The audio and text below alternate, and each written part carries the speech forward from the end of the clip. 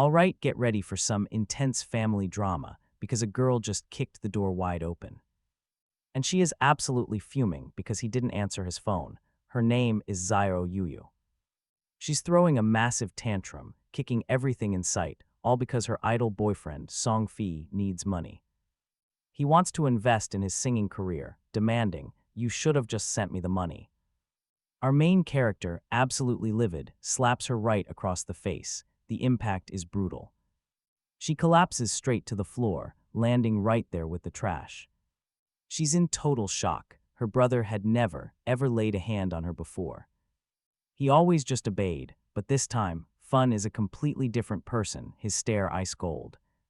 He tells her he has zero patience left for her nonsense, then throws a credit card at her. He says it's all the money their parents left for them, and she can have every last cent. Feng says out of respect for their parents, he won't argue with her about it anymore. But from this second on, he is no longer her brother, period. She just holds her cheek, terrified. That look in his eyes was something else. Now was that unfair? In his room, Fun remembers the truth, and trust me, it's brutal. In his past life, Fun gave up everything to protect this sister, and she betrayed him.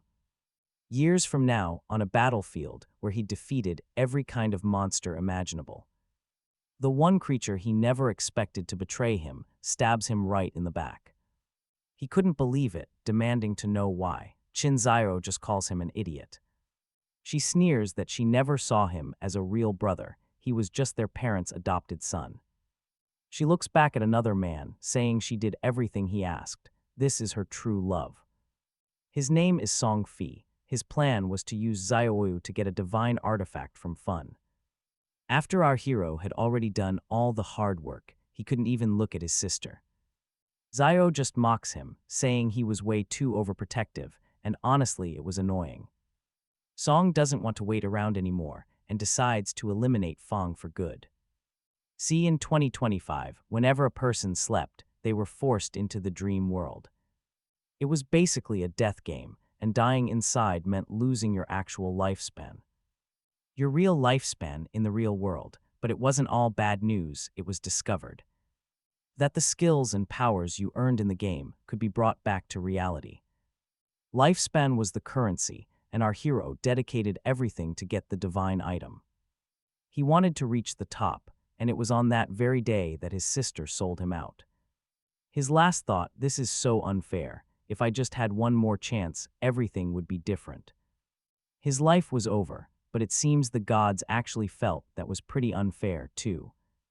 Qinfeng's eyes snapped open. He grabs his phone and sees the date, 2025. This wasn't a joke. He had been reborn 9 years in the past. It was really happening. Now, as he prepares to enter the game again, Fun feels a strange sense of freedom. He wonders how far he can go without his sister holding him back. You and I know exactly what's coming. This time, he vows to use all of his future knowledge to get way ahead of everyone else. He will seize the power and opportunities that he was forced to leave behind. As for Xiao Yuyu, he's decided to let her fend for herself, facing the real world alone. No help, no protection. And as for Song Feay, the man who set up his murder, the man who led to his demise in his past life, Feng's gaze turns absolutely lethal. He swears that he will kill Song Feay with his own 2 hands and make him pay. That manipulative idol is going to pay for everything he did. The scene shifts. Fun now finds himself in a vast, otherworldly place, a giant hall filled with mirrors. Each one glows with a strange, mystical light. He explains that this is the profession hall. All right, let's dive into the selection hall, the place where players choose their fate in the game of gods.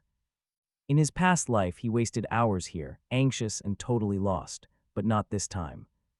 Now, armed with knowledge of the future, Fun strides through the hall with absolute confidence. This time, he knows exactly what he wants. He remembers it all. He chose to be a warrior last time, all to protect Xiao. The warrior class wasn't bad, but it just doesn't fit his new mission. Without having to worry about anyone else, he knows the most important thing is something else entirely. Speed and agility, that's the key. With that in mind, he reaches for one of the mirrors. and chooses the assassin class. The moment he touches the glass, a brilliant blue light erupts. It shines from his hand as a system window flashes before his eyes. The system announces that the artifact, the Eye of Judgment, is already bound to his soul. And pay attention here, because this is where everything gets insane. Behind Fun, a giant, otherworldly eye appears. It materializes from nothing, its gaze seeming to pierce through reality itself. Another system window pops up. It confirms Fun has unique attributes, the power of judgment and a power passive. The system explains that this gives him advantages no one else in the game has. The second he logs in, he'll automatically receive the best of the best. The highest quality profession and talents possible, putting him light years ahead of normal players. A smile finally breaks onto Fun's face as he takes in the power of the Eye of Judgment. He starts to realize the artifact's bond must have carried over. Even after his rebirth, if that's true, it means the artifact is completely useless to anyone else. All those attempts by Feay and Xiao Yuyu to steal it in his past life, totally pointless. He even starts to wonder if the Eye of Judgment was the very thing that sent him back. The very power that gave him this second chance. Suddenly, a dark, turbulent aura erupts. It begins pouring into his body, catching him completely by surprise. The system chimes in. It congratulates him, announcing he's unlocked a secret profession. And I know what you're thinking, this is wild. The class transfer begins as the dark energy completely engulfs him, when the aura finally fades. Fun is different, his black hair has turned completely snow white. A strange new energy just radiates from him, a clear sign of his newfound power.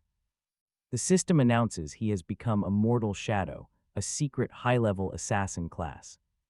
Yeah, way better than the warrior he had before. Fun knows this class is legendary. The Shadow class grants immense power right from the start, which is exactly why. It's a profession every single player dreams of getting. He runs a hand over his face. Was this just absurd luck, or was it fate? When a player chooses their class, there's always a razor-thin chance of getting a secret one. But because of his authority of judgment ability, that tiny chance became a 100% certainty. The system then starts explaining the abilities granted by the Eye.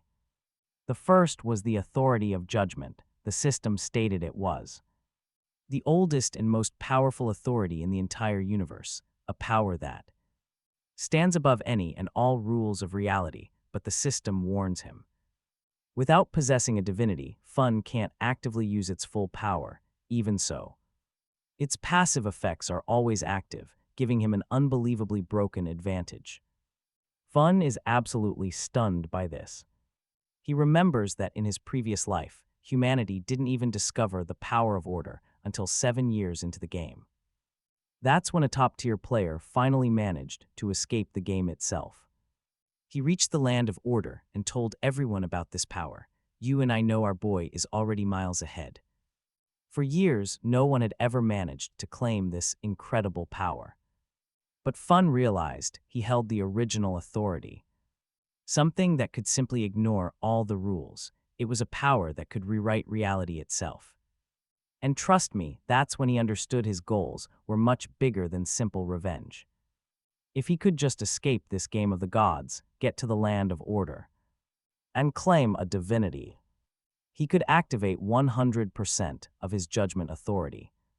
Suddenly, a system window pops up right in front of him, asking for his in-game name. He thinks for a moment. He chooses a name that perfectly suits who he is now, Shadow. A fitting choice, he thought, since his class was literally born from darkness. The second he confirms it, the system accepts, and a dark aura begins to swirl around him. The system announces his destination, the game world, a land forsaken by the gods. It explains that this place is a ruined world, filled with destructive monsters that tear apart everything in their path. Now pay attention, because the system warns these creatures are merciless, and they will do anything to kill him. It also explains that by killing monsters outside the city, he'll earn tradable lifespan, a crucial resource. But dying in this game comes with a massive penalty. Half of his lifespan, both tradable and his normal life force, would just vanish. The risk was huge, but Fun wasn't phased. The scene shifts and he appears in the starting village. A place called Shell Town. The system explains this is a peace zone, a safe area where monsters can't get in. And players can't attack each other. The lifespan drain here is at a minimum, just a fixed 1x rate. Fun looks around and sees absolute chaos. The other players, just thrown into the game, are scrambling to figure out what's going on. They're all talking, totally confused, asking how they even got here. Most of them just remember falling asleep before waking up in this nightmare. But Fun, he remains totally focused. You and I can see he's playing a different game. He scans the crowd, knowing this game pulled in a lot of people fast. He knew powerful players from every country would show up soon. All trying to control things. If he wanted to stay on top, he had to move, now. And with that, he starts walking through the city, immediately drawing stares. His stylish outfit and the dark energy radiating from him made him stand out. The crowd starts whispering, trying to guess what his class could possibly be. Another player, also an assassin, spots the dagger at Fun's hip, but is stunned by the massive difference between them. This guy had no special aura, while Fun was radiating pure power and mystery. The contrast was obvious, and it just made everyone more curious about him. As he gets close to the city exit, a group of players stumbles back in. Their faces are pale with shock. It seems dying isn't the end here. Instead, you're just teleported back to the safety of Shell Town. The group was made of 3 guys and 1 woman, all of them furious. They were complaining about a run-in with a level 1 tracker monster. One of them yells that a single bite from the creature took out half his health. Another complains that even with all of them attacking, they barely took off a third of its HP. Health, the third guy, is devastated, his confidence totally shattered after losing half of his life. They all look to the woman, who is clearly their leader, waiting for her next move, but before she can answer, her eyes lock onto Fun, and trust me, this is where it all begins. He was staring right back. Unlike the others, she carried a longbow, not the standard short bow that all the other archers get. Fun notices this instantly and realizes she must have a secret profession, which is an incredibly rare and powerful advantage. Curious about Fun's unique calm and strange appearance, the woman approaches him with a proposal. She suggests they team up and form a party. Her reasoning is that the monsters outside are way too strong to fight alone. She says that since her group has already fought a monster, even without winning, they have some experience. Fun, however, just offers a tiny, dismissive smirk upon hearing that. The only experience they have is in dying, he thinks to himself. He rejects the offer flat out, saying he prefers to go at it alone. The woman is shocked by his answer, and the men in her party start to whisper, "And yeah, I know what you're thinking." They're wondering what kind of arrogant punk he is, thinking he could take on a monster solo when the 4 of them couldn't. Despite all the doubts, the woman feels there's more to Fun than meets the eye. Determined to uncover his secret, she decides to check his status window. Let's see what she finds, shall we? Her eyes go wide when she reads the name, Shadow. A small laugh escapes her, thinking the name is a bit over the top. But she can't shake this feeling that he's hiding something huge. Turning back to her group, she tells them they're going to follow Fun to see what he's capable of. Maybe he's found some important information about the monsters and is keeping it to himself. With a mischievous little smile, she says she can't wait to see how he does or if he breaks. As Fun walks confidently toward the exit of Concha City, the blonde woman and her team begin to follow him stealthily. They move with caution, calculating every step. The group hides behind a tree, their eyes locked on Fun as he moves away. The blonde leader, her voice thick with frustration, complains to her team about how strange and dangerous this world is. She admits she still doesn't quite get why they were thrown into this nightmare. But as an experienced gamer, she quickly gathered a team to face all the challenges. Even so, she never imagined the game would humiliate them so viciously. The first monster they encountered right outside the city wiped them out without any effort. It was a clear warning that they are nowhere near prepared. She comes to the conclusion that a monster of that level is just too strong for any level 1 player. Meanwhile, her two teammates start discussing Fun. One of them, who's also an assassin, points out the massive differences between them. While he wields a normal dagger, Fun is carrying a short sword, a weapon that looks absolutely lethal. The assassin also sees that Fun's speed is on another level, and his clothes are unlike anything he has ever seen. They look custom-made and just radiate a sense of power. Hearing this, the blonde woman becomes even more convinced that Fun is no ordinary player. She decides to keep following him in silence, hoping to learn some information that will give her own group an advantage. But right as she's about to signal for her team to move in closer, Fun suddenly stops and looks back. Oh, you knew this was coming. The blonde girl freezes solid, her heart pounding as she wonders if he saw them. But before she can react, Fun activates a skill latent image, and watch this. A dark aura wraps around his body, and in the blink of an eye, he just vanishes. Gone as if he was never even there, the group stares, completely silent and stunned. They're just trying to process what in the world just happened. The assassin speaks up first. He figures Fun must have used an invisibility skill, a basic assassin technique. But even he has to admit, the version Fun just used was way more advanced. More impressive than anything he had ever seen. The blonde girl is still in shock. But her fear turns to resolve. Following Fun, she says, is no longer an option. She suggests they fall back to the safety of the city to regroup and find other options. Other ways to level up. She reminds them leaving the city is just too dangerous, especially since their health was already permanently cut in half from their first death.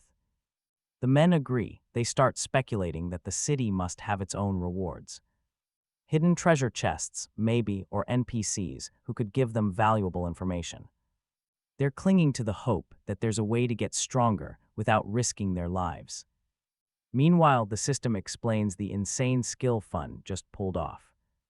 Latent image makes the player invisible to everyone, friend and foe alike. And while you're cloaked, your first attack after reappearing deals a ton of extra damage. On top of that, his Master of Invisibility passive is completely broken. It doubles how long he can stay invisible and increases his invisibility level by 1. Fun himself is more than satisfied with just how efficient his new skills are. His mortal shadow class is just built different, unlike regular assassins, who are easy to spot at level 1 even while invisible. Fun is a true ghost. His unique abilities guarantee that nobody, player or monster, can sense him this early on. With that satisfying thought, he moves further and further away from the others. He leaves the blonde girl's group behind. He thinks they're naive fools, and you know what? He's not wrong. He knows the city offers no shortcuts to power. It's just a temporary shelter. A waiting room where the weak become monster food. He stays focused on his path. His invisibility finally wears off. He realizes that even though the skill is short, its cooldown starts the very moment it's activated, a massive advantage. This means he can vanish again in just a few seconds. A system screen appears. It shows his status, code name, Shadow, profession, Mortal Shadow. Both are at level 1. He has a lifetime non-negotiable of 75 years. And a lifetime negotiable of 0. Fun explains how the stats work. Every player starts with 10 points in each stat, but the profession bonus points vary. Back in his past life as a warrior, he got almost nothing. Just 3 bonus points in strength and constitution, but this time is different. The Mortal Shadow class gives bonuses to everything, with agility getting a massive boost. A huge 8-point increase. Then, another system window pops up. It notifies him he has 5 free attribute points to allocate. Fun pauses to think. He knows what most players do. They dump everything into strength or spirit right away, hoping to boost their physical or magical damage, a rookie mistake. But here's where Fun's past life experience is the ultimate cheat code. That strategy is a trap. In a world where a single monster attack can be a one-hit kill, brute force is useless. Not if you aren't fast enough to dodge in the first place. With that logic, he dumps all 5 points into agility, totaling 10 with a bonus 13. With the change confirmed, Fun feels satisfied. Let's break down his logic here. In the early game, agility is everything. There's 0 point in pumping strength or spirit when any monster can one-shot you anyway, but if you're fast, you can dodge every attack, hitting them without ever taking damage yourself. As he moves, his senses pick up a strange sound from up ahead. He stops. Squinting, he tries to make out what's in the distance, hiding in the shadows. A bizarre creature, a level 1 crawler. The system flags it as just a normal mob. The monster's twisted body and the noises it makes create this heavy, tense atmosphere, but Fun. He's completely calm. He recognizes this thing. It's the exact same monster that wiped out the blonde girl's party earlier. You can still see the marks from that fight on its body, injuries showing they put up a fight before they went down. And trust me, you'll want to see this. The crawler locks onto Fun and charges, but our guy doesn't even back up. He dodges the attack with ease, moving with pure speed and precision. He explains that crawlers are infamous for their hunger for a player's lifetime. When they get a kill, they absorb that lifetime to get stronger and evolve. The wounds on this thing prove that the other party fought with all they had. But all they did was delay the inevitable. With a swift motion, Fun draws his blade. A dark aura begins to bleed from his body. His eyes ignite with a sinister red glow. He activates his latent image ability, and in the blink of an eye, he's gone. The crawler is left totally confused. The monster growls, whipping its head from side to side, trying to find the prey that just vanished into thin air. Little does it know, Fun is already directly above it, poised for the kill. He deactivates his invisibility midair, and his sword cuts down with lethal precision. This technique is brutal. It capitalizes on the massive attack bonus from the latent image ability to deal absolutely insane damage. The system confirms it. A screen pops up showing the damage, an insane 174 points. The level 1 crawler hits the floor, its body dissolving into pure energy. Fun gets 10 experience points, but even he seems shocked for a second by the sheer power of that attack. He knew it would be strong, but this was on a completely different level than he ever imagined. The system explains that his backstab ability was the key. When an enemy is hit from behind, completely out of their line of sight, the damage is doubled. This passive skill basically turns Fun into an absolute killing machine. Thinking about this power brings back memories from his past life. He remembers the brutal fights as a warrior when a critical hit was barely 40 damage. Back then, taking down a single crawler was a life-or-death struggle. His entire focus was on protecting Xiao Yuyu, so he sacrificed his own potential for her. He gave her most of the rewards, and because of that, he stayed weak. But now, things are different. This time, he is fighting only for himself. And the results are already starting to show. The system displays his reward. 3 days of tradable lifetime, and 54 years of lifetime all for him. Fun crushes the monster's energy core in his hand, feeling that surge of power. But the rewards don't stop there. Another system window appears, announcing the authority of judgment has been activated, and you and I know that changes everything. All right, stick with me, because our guy just got an absurdly rare talent, infinite evolution. This ability lets him earn evolution points just for killing monsters by himself. And those points, they're used to upgrade his skills, but that's not all. He gets 5 free evolution points every 24 hours and also earns 100% of the points from soloing bosses. He's currently sitting on 5 of them. As this all sinks in, one huge question hits Fun's mind.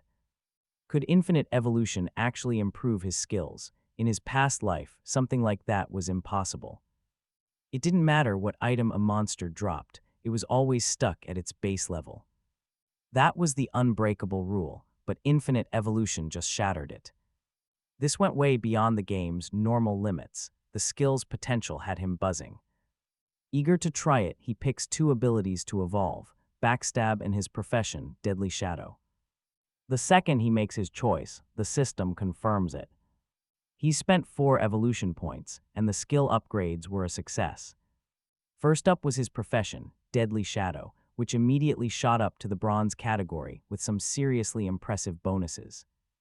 He can now stay invisible for 16 seconds, even in the middle of an attack. The damage from the hit that breaks his stealth skyrockets from 60 to 80, and the cooldown drops from 28 to 26 seconds. Next, his backstab skill got a major upgrade too. The passive damage when attacking from behind is now 15% instead of 10.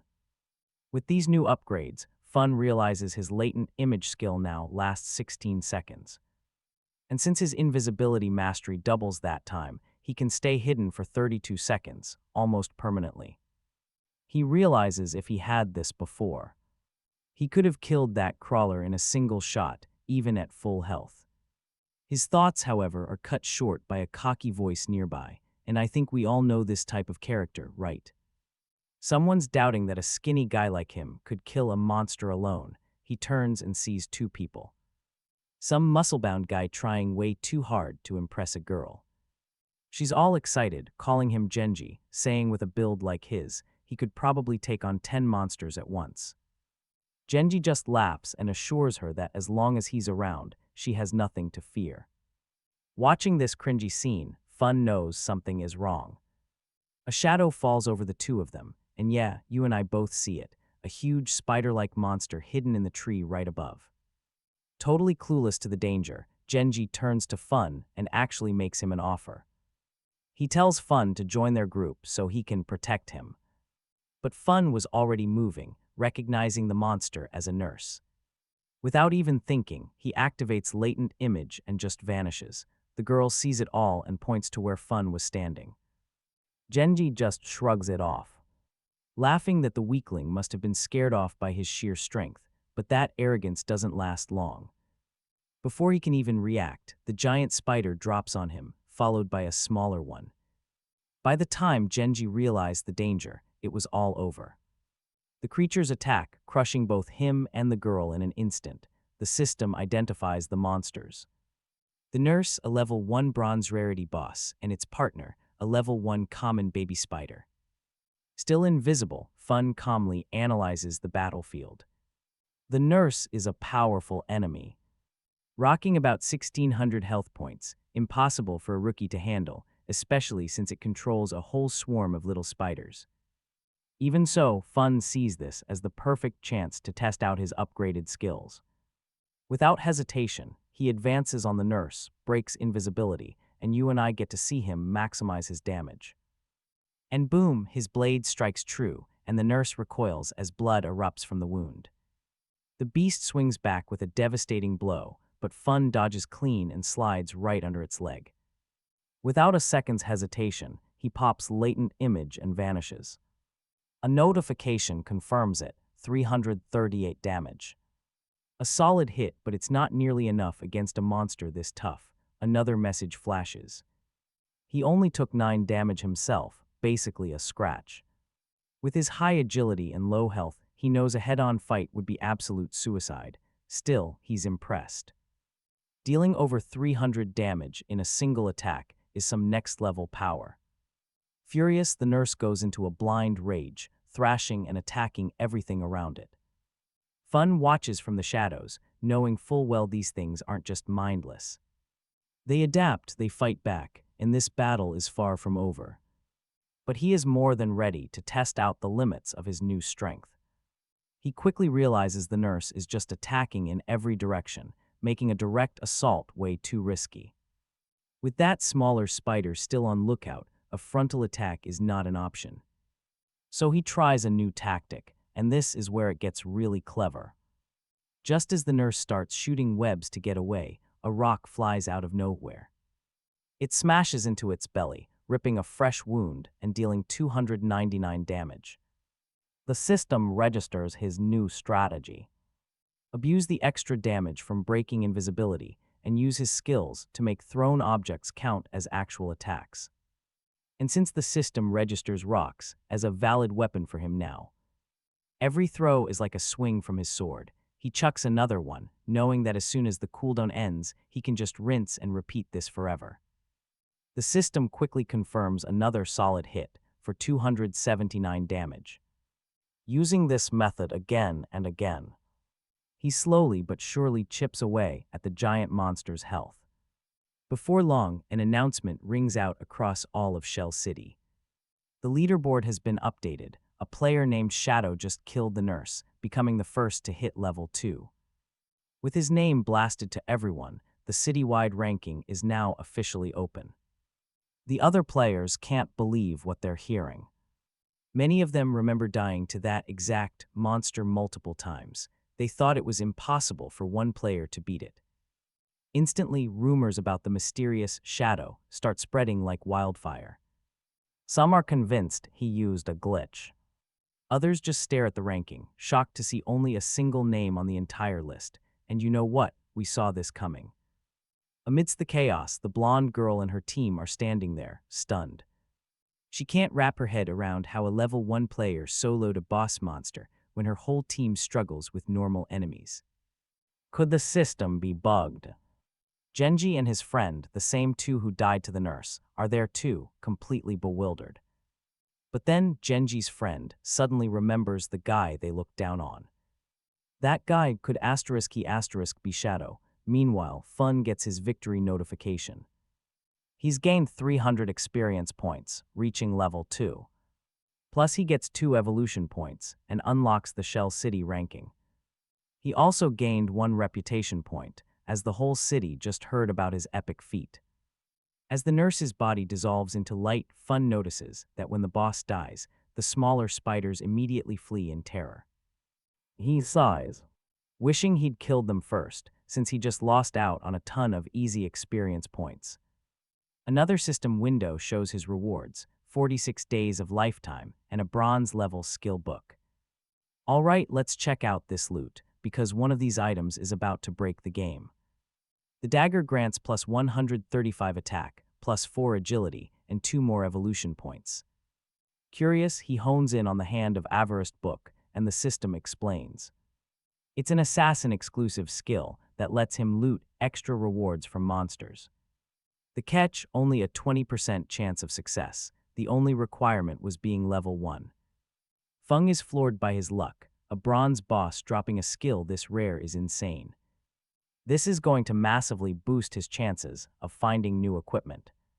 He remembers a player from his past life, the God of Sin, who was legendary. The guy wasn't even a good fighter, but he got famous in the game just from this one skill. He got so powerful, he had to hire his own bodyguards just to move around. Then an idea sparks in Fung's mind. Now listen to this, if Hand of Avarice has a 20% chance. What happens when he combines it with his infinite evolution talent, in theory? He could boost not just the success rate, but also the number of items he gets. Just thinking about it gets his heart pounding. The scene cuts to the real world. Students are walking to school, and among them is Xiao Yuyu, Fung's sister. She's with a friend, and as they walk, the friend tells Xiao Yuyu what's up. She needs to call her brother and apologize pronto. The friend reminds her they skipped a super important exam yesterday just to go support some guy named Feay. Her brother has every right to be furious, but Xiao Yuyu isn't having it. She insists she did nothing wrong. To her, the problem is her brother, who tried to stop her. She snaps that if anyone should apologize, it's him. Her friend tries to talk some sense into her, reminding her how good Fung has always been. She even admits she's jealous of how much he cares, but Xiao Yuyu just gets colder. She cuts her off, telling her to mind her own business. He isn't even my real brother, she spits. My brother is Feay. When they get to school, they walk into total chaos. A crowd of students is freaking out, gathered around one of the desks.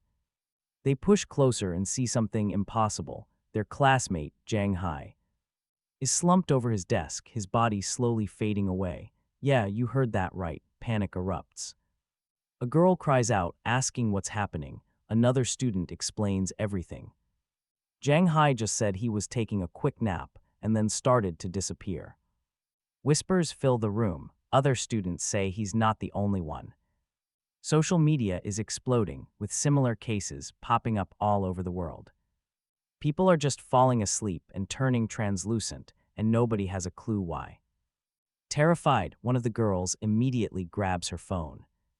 She's calling her parents and tells Xiao Yuyu to call her brother right now. But Xiao Yuyu, still seething, flat out refuses. She hates him and won't contact him. She even says the world would be a better place if he just died. Back in the game, the system announces the evolution of Hand of Avarice is complete. The skill has jumped from bronze all the way to gold tier. That chance to get extra items just went from 20% to 40%. The system also confirms Feng gained 2 more evolution points and 46 days of tradable lifespan. He's seriously impressed with his own luck, besides the extra points. He only needs 1 more to evolve Hand of Avarice again. With 3 points, he can max the skill out, giving it a 100% chance to get extra items. The thought alone is thrilling. You and I are watching his path to power just begin. Faster than he'd even imagined, Fun pops latent image and vanishes. He figures by now the whole world has noticed the strange phenomenon. People falling asleep and never waking up, a flood of players will enter the game. And he has to stay ahead of every single one. First up, get better gear. He needs that early advantage. The system confirms he's equipped the dagger. The dagger of corruption boosts his attack by 35 and his agility by 4. He knows people will soon discover that skills and items from this game can be brought into the real world, and when that happens, everything will fall apart.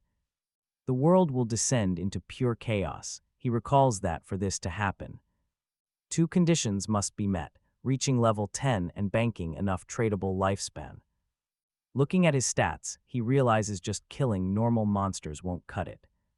It's just way too slow of a process. To speed things up, he needs to hunt bosses.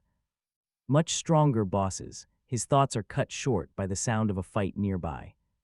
Following the noise, he creeps to a cliff's edge and looks down below. Now pay attention, this is where things get interesting. A party is fighting a runner. It's a level 2 bronze-class monster, and it's absolutely dominating them. A small smile appears on Fun's face. An opportunity just fell into his lap. He focuses in and recognizes one of the fighters. It's Wang Mang. He didn't expect to see him here, but it seems the rumors about him were true. Word is, when he started the game, he formed a team of 6 players. And every single one of them had a secret, powerful profession. Mid-fight, Wang Mang activates Sacred Barrier, a golden shield protecting him. It blocks the runner's relentless attacks. Fun watches silently, taking notes. Wang Mang's secret class, Sacred Shield Warrior, gives him double the stats. Double the attributes of a normal warrior, plus a full-on invincibility skill. The scene shifts to a red-haired mage who steps up and unleashes a fireball. The spell hits the runner, but it only deals a pathetic 70 damage. And I know what you're thinking. Fun recognizes her as an arcane prophetess. The archer is using a longbow from the sharpshooter class. That means double the normal attributes and a continuous arrow barrage. Their priest is an oracle priest, healing for twice the amount of a regular one. But even with the non-stop attacks, the runner is just too fast for them. It dodges everything they throw at it with ease. Then the fight shifts. The monster lands a huge blow on Wang Mang, shattering his barrier. He gets knocked back. As Wang Mang struggles to his feet, the archer complains. He says the runner's speed makes it almost impossible to hit from a distance. But even after a heal, Wang Mang stands firm. He tells them to stick to the plan. He'll tank, the priest will heal, and eventually they'll wear the monster down. Looking down from above, Fun just smirks at Wang Mang's blind optimism. Great strategy in theory maybe, but this is a real, live battlefield. The longer this fight drags on, the greater the chance of attracting unwanted attention. And right on cue, dark figures begin to appear out of nowhere. You and I are about to watch this go from bad to worse. A new threat has arrived. They're contaminators, common level 2 monsters covered in a dark, ranged slime. Wang Mang's confident expression vanishes, replaced with pure concern. His partners rush forward, shouting warnings as their tank attacks the contaminators. He swings a massive sword, but to everyone's shock, the blow barely leaves a scratch. Only 33 damage. Watching the disaster unfold, Feng's interest is officially piqued. That team has secret classes he's never even seen or heard of before. But even with those special abilities, they are getting absolutely demolished. The contaminator spits back, trapping the players in a sticky goo right on the ground. Wang Mang's partners stumble back, gagging on a horrible, overwhelming stench. They're stuck solid, can't move an inch. Meanwhile, another creature has its sights on. The red-haired mage who runs for her life, desperately screaming for help. At that moment, Fun decides he has seen enough. Pay attention, because he vanishes from the clifftop. A second later, the monster chasing the mage suddenly loses its entire head. Sliced clean off in a single strike, Wang Meng and his team can only stand there, stunned. They're just trying to process what in the world just happened. A contaminator was killed. In one hit, the monster's body dissolves into light, and the mage asks awkwardly, Is someone helping us? Now free from the slime, the swordsman is just as baffled. He knows a level 1 crawler takes their entire team at least 10 seconds of combined attacks to kill. And that's with everyone hitting it at once. This thing was a level 2 monster. A contaminator destroyed in an instant. Before they can even react, another one drops. Annihilated by a single blow that dealt 441 damage, the swordsman panics. He asks the mage, Lizzie, if she saw the attacker, but she just shakes her head. Completely clueless, Wang Meng quickly snaps out of it and gets his team together. He orders everyone to stay focused, because even with help from this invisible ally, they still have a fight to win. Meanwhile, Fun, still cloaked, settles into a nearby tree. Right behind Wang Meng's position, as the team refocuses on the corridor monster. Wang Meng realizes that with the smaller threats gone, only it remains. At that moment, a system screen appears for Fun, confirming he killed 2 contaminators. His reward is 40 experience points and 1 evolution point. On top of that, he gets a new skill book, Poison Dart, and 8 more tradable days of lifespan.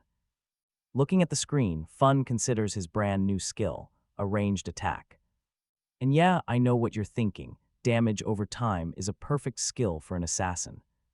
So without a second thought, he evolves it on the spot. The skill jumps from normal grade straight to silver level, and the system details all the new improvements. Poison Dart can now be thrown from 14 meters away, dealing 120 damage on impact. It also applies a poison, dealing an extra 50% damage per second for 5 seconds. The effect doesn't stack, but the cooldown is also just 5 seconds. Fun can't help but smile. He's happy with his new power, but for Wang Meng's party, this fight has become a nightmare. The corridor creature is stronger and faster, completely dominating the entire battle. Wang Meng raises his shield, but the beast's claws just tear right through his side. Before he can recover, the creature strikes again, sinking its claws in even deeper. It rips them out and hurls him to the ground like a rag doll. His shield falls with a loud clang. Wang Meng screams in pure agony, while his partners can only watch in horror. The priest rushes in to heal him, but it's no use at all. With the monster's claws still buried deep in his body, the healing magic just won't work. Blood trickles from Wang Meng's mouth as he gathers his last bit of strength to tell the team to flee, but before they can do anything, a projectile flies right through the air. The air slamming the monster right in the face for 845 damage. Making the beast stagger back, Wang Meng's team is completely stunned, watching the boss's health get sliced in half. But stick with me, the poison is just getting started. Blood starts pouring out, weakening the beast as it thrashes around in pure agony and finally lets go of Wang Ming, who collapses, wounded on the ground. The monster screams as its health ticks down, 324 points every second, until it finally collapses, dead. At that moment, a system window pops up just for fun. Since his attack dished out over 90% of the total damage to the boss, he gets every single item. The system confirms he killed the corridor boss, earning him a solid 600 experience. Another notification congratulates him on hitting level 13, granting him 2 evolution points and another 55 days of tradable lifespan. Fun looks over the results, feeling totally in control. He never expected the damage over time from his poison dart to stack so perfectly with his other skills. And then it clicks. Using his invisibility, he could stay hidden forever, just endlessly spamming poison darts. He figures that with this strategy. Now listen to this, he's pretty much invincible for the early and mid-game. Meanwhile, Wang Mang is still in total shock, watching the boss dissolve into items right before his eyes. The pain from being impaled felt so real, he's starting to wonder if this is even a game anymore. His thoughts are cut short as the items just vanish, snatched up in the blink of an eye. Of course, it was Fun who took everything. Moving so fast, Wang Mang didn't even get a glimpse of him. Struggling to his feet, Wang Mang bows his head in gratitude, thanking the mysterious person who saved them, not even knowing who it was. Fun's voice just echoes out from the shadows, his identity completely hidden. He warns Wang Mang not to trust people so easily, especially in a place as dangerous as this one. Wang Mang agrees, having learned his lesson, and thanks him for the advice. Then he introduces himself. My name is Wang Mang. If you ever need my help, just ask. Nearby, Wang Mang's surviving teammates just hug each other, relieved to be out of that nightmare situation. Back to Fun, he stands in silence, holding the monster's drops and plotting his next move. He knows Wang Mang isn't just some strong dude, but someone with official government backing, meaning he has serious connections and money. Now this is smart, watch what he comes up with. He needs a safe way to sell the gear and items he's not planning to use. He activates Hand of Avarice on the items, and a system notification pops up, congratulating him on gaining 3 more evolution points and another 55 tradable days of life. On top of that, he gets a bronze tier item, the Runner's Greaves. The system explains the item gives +9 physical defense, +5 to all resistances, and reduces his ability cooldowns by 15%. Looking at his inventory, he sees he's already stacked up some pretty good items for a bunch of different classes. He decides that once his bag is full, he'll head back to Shell City and cash in everything he doesn't need for more life. With a cold gaze, he thinks about how his progress is so much faster this time around. A sinister smile plays on his face as he murmurs that a certain song Feay is about to get a nasty surprise, and trust me, that name means trouble. The scene then cuts to a different group of players fighting off contaminators and runners. Their situation looks bad, they're completely surrounded on all sides. One of the players, seeing was hopeless, screaming for the others to run, but before they could even move, they froze solid. And trust me, you are not ready for what appeared before them. The creature attacked, firing pieces of its own body like deadly arrows. They skewered the players, killing them in an instant, total party wipe. Moments later, they all respawn back in Shell City, absolutely furious at the game's insane difficulty. They complain the monsters were way too smart. They attack in packs and run away right before they die. One of them asked, how are we supposed to get out if we can't even hit level 3? Another player then explained the grim reality. The only way out is to reach level 3, they have no other choice. Someone suggested making a bigger group, maybe 6 to 10 people. But another guy shot that idea down immediately. He just saw a team of 10 get completely wiped out by a massive monster mob. A third player jumped in, warning that a huge team just attracts the bosses. He had just watched a raid of 40 players accidentally summon a boss called the Occurs. It killed 30 of them with a single attack. And I know what you're thinking, this game is an absolute nightmare. The blonde girl and her team also reappeared, frustration and fear on their faces.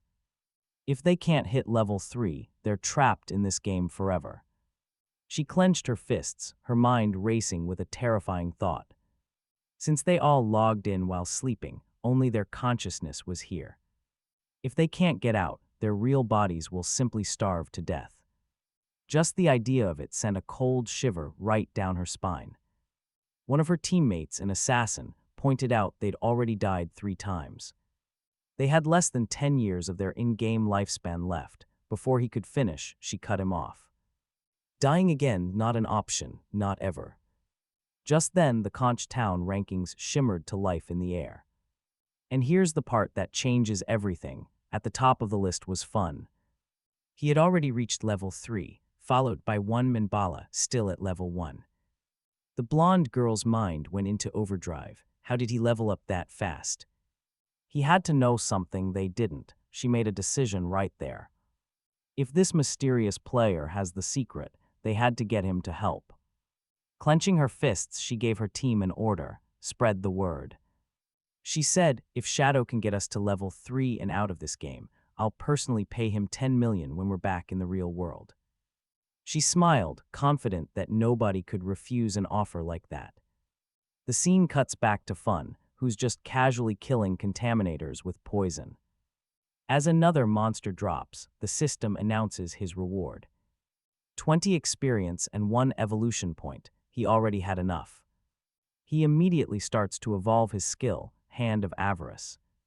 The confirmation screen pops up, taking 5 evolution points and leaving him with 0. Then another window shows the upgrade, Hand of Avarice leveled up. It jumped from the Platinum tier all the way to Jade. The system explains the chance of getting extra items jumped from 110 to 160%. Plus, there's now a 20% chance for those items to be a whole tier rarer. He realized just how insane this upgrade was, a skill that could raise an item's rarity. That was a total game changer, but as he was processing this, a bright light in the distance snagged his attention. A massive, twisted figure appeared, and it was the same monster that wiped out that entire player group earlier. Now pay attention, the system pings it, a bronze-level boss. The creature was hunched over, literally sucking up the blue energy left behind by dead players. Fun instantly knew what was happening. This monster was evolving, feeding on that energy to become a silver-level boss. Judging by the lights, it had already devoured around 40 players. He checked his bags for a fight, but hit a major snag. His inventory was completely full. Even if he killed the boss, he couldn't pick up a single drop. This called for a new strategy. After a quick thought, he marked the spot on his map. The monster's evolution would take time, which gave him a perfect window to warp to the city. Sell his junk and come right back for the main event. Plan set, he activated latent image.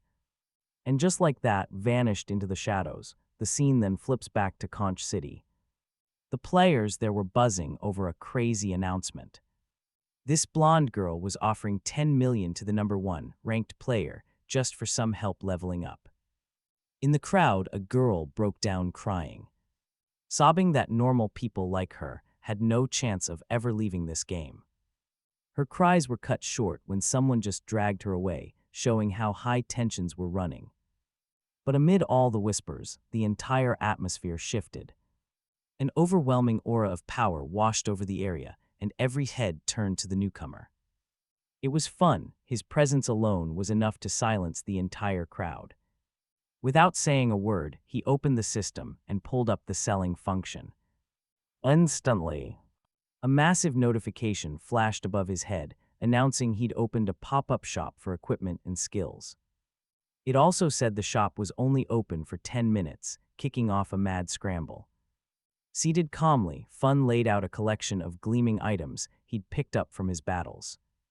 And trust me, you and I are about to see the crowd lose its mind. An absolute uproar exploded from the players, their voices a mix of shock and disbelief. Some were wondering how he even got there, while others couldn't believe he was selling 2 whole sets of bronze-level gear, plus a ton more. Then it clicked, they saw his name. Shadow, the #1 player, but even with his fame, no one could see his face, thanks to the appearance concealment function. One player pointed out that since avatars look like your real self, Fun must be hiding his identity for a very good reason. Amid the gossip, a woman stepped forward. From her robes and her vibe, you could tell she was a mage. Without hesitating, she asked the price for the cone of ice spell. Fun's reply was direct. 100 days of tradable lifespan. Inwardly, he recognized her, Grey Rosie, ranked 11th in the city. He also noticed her face was hidden too. Grey Rosie paused, then tried to haggle, saying 100 days was way too steep and asked if he'd go any lower. But Fun didn't even blink. He explained that Cone of Ice was a core skill for any mage in the early game. Why? Because it let you kill monsters way faster. For that kind of advantage, 100 days was a bargain. She then offers him real cash, but you and I know that's not the price Fun wants. He tells her if you've got money, go buy lifespan from other players first. Then come back when you can afford it. Grey Rosie pauses, thinking it over. She turns to her two teammates, asking what they think. And without hesitation, they back her up completely, saying they only hit level 2 this fast because of her leadership. One adds that with Cone of Ice, their whole squad would reach level 3 way faster, getting them back to the real world sooner. That settles it. Grey Rosie tells them to transfer all their lifespan to her. She promises to pay them back in real money once they're out of the game. Then she turns back to Fun, transferring the 100 days and confirming her purchase of the spell. Fun quickly does the math in his head. For a level 2 party to get this far, they had to have killed 30 or 40 crawlers, which means together they had over 100 days. The system confirms the sale of Cone of Ice, and just like that, Fun gains 100 days. His new total, a whopping 368, but as Grey Rosie leaves, someone familiar appears. Oh, and trust me, this girl is bad news. It's that blonde girl from before, walking up like she owns the place. With a smug smile, she says she's finally found him and has an offer. If he power levels her to level 3, she'll pay him 10 million in the real world. The players around them lose their minds. The rumors were true then. 10 million for that, it sounds too good to be true.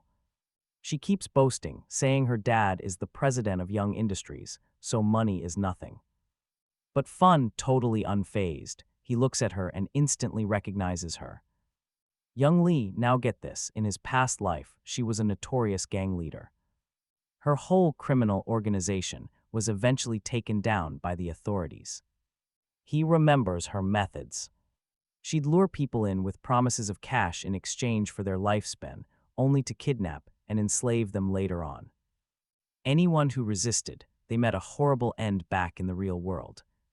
Fun's expression turns to ice. He flat out refuses and tells her to get lost. Young Lee is frozen, absolutely stunned. She can't believe anyone would refuse. Pissed off, she warns him that even if he's strong here, no one really knows what's going on. If he joined her, he could live a life of pure luxury with everything he could possibly want. But Fun is still unmoved. He tells her if she's not buying anything, she needs to leave. He knows the truth. Soon, money will be worthless. The only currency that matters is lifespan. Young Lee's face twists in pure rage. She explodes, calling him every name in the book, and threatens that if they were in the real world, she would have already dealt with him. But Fun has zero patience for this. His gaze darkens and his voice drops to an absolute chill, and you need to hear this. He warns her, say one more word, and he will personally make sure she loses every last second of her lifespan. To drive the point home, he unleashes a heavy, terrifying aura that sends a chill down everyone's spine. Young Lee and her crew immediately backpedal. All that fake courage gone in an instant as they scramble to get the hell out of there. With the trash taken care of, Fun gets back to business. The system confirms another sale, a tunic sold for 19 more days. Lifespan bringing his total to 546 days. Meanwhile, the players he sold to were amazed by the sheer power of their new gear, but Fun was already onto the next thing. With his business done, it was time to hunt that boss. Activating his latent image skill, he just vanished. As he sped away, he thought about how clueless the other players really were. None of them knew that tradable lifespan had another secret function. And trust me, it's one that's about to shake their entire world. Nobody realized this game was about to flip reality on its head. As the other players just stared at the empty space. Totally confused, Fun thought about the grim truth. Everything the rich and powerful owned would soon be completely worthless, because in the new era, only one thing matters. Raw strength. Anyone who doesn't get that is going to be left in the dust. The scene cuts to Yonglei and her team, completely winded from running. She's furious, yelling that Shadow not only rejected her offer, but actually threatened her. She swears the second she's back in the real world, she's gonna find him and make him pay. Just then, a man approaches them, introducing himself as Miley Xian or Lao Mao. He says he's level 2 and knows a few tricks for leveling up fast. He then asks if he can take the offer Shadow refused, the 5 million to help her team hit level 3. Since he isn't as strong, he'd even take half. Suspicious, Young Lee asks what these so-called tricks are. Now pay attention, because this is where it gets interesting. Lao explains the secret is to dump all 5 attribute points straight into agility. That way, your running speed is just a hair faster than the monsters. You can basically kite them without taking too much damage. Young Lee's eyes go wide. She realizes how dumb she was for putting all her points into strength. She accepts his offer right there on the spot. He agrees, adding that Shadow must be insane for turning down that kind of cash. We cut back to Fun, arriving at the location he marked on his map. Still invisible, he sees the Cursed One has already evolved to the silver level. From the gray mist swirling around its body, it was clear it was still mid-transformation. Fun quickly calculates that a full evolution to gold rank would take another 7 or 8 hours. He wasn't about to wait. He strikes with a poison dart. The surprise attack lands a critical hit, dealing 659 damage. The poison kicks in, draining 219 health every single second. Fun closes in, knowing a silver boss has 2 or 3 times the health of a bronze one. Suddenly, the monster gathers a massive ball of energy in its hands. Fun knows he needs to land a couple more darts. But the monster attacks first, unleashing an explosion that scorches everything around it. Fun explains the Cursed One is a magic-type boss with wide area of effect attacks that hit like a truck. He recounts that the second he threw that first dart, he backed away instantly, barely escaping the blast radius. Still cloaked, he knew that if he had taken that hit head-on with his current stats, he'd be a goner. The battle rages on. The monster charges up another attack, but Fun stays perfectly calm, constantly moving and watching his skill cooldowns. You and I know the plan is simple. Wait for an opening, strike, and disappear before the counter. A few moments later, the monster stumbles. That's the opening he needed. He dashes in, hitting it with another poison dart for another 659 damage, refreshing the poison. The boss knows it's in deep trouble and tries to run, but trust me, Fun isn't letting it escape. He gives chase, his eyes ice gold. This monster's escape attempt is just pathetic. In a blur of motion, Fun vanishes and reappears right above the creature. Slamming its head straight into the dirt, a system window confirms his victory. He's defeated the Cursed One, a silver rank boss. Notifications start flooding his screen. 1,800 XP, leveling him from 3 to 5 in one go, 4 evolution points. In 124 days of tradable lifetime, Fun can't help but smile, killing a single boss.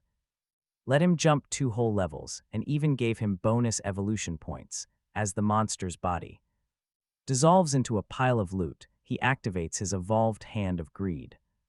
The system confirms its success, and the rewards get even crazier. Another 4 evolution points and 124 more days of lifetime. He literally doubled his haul.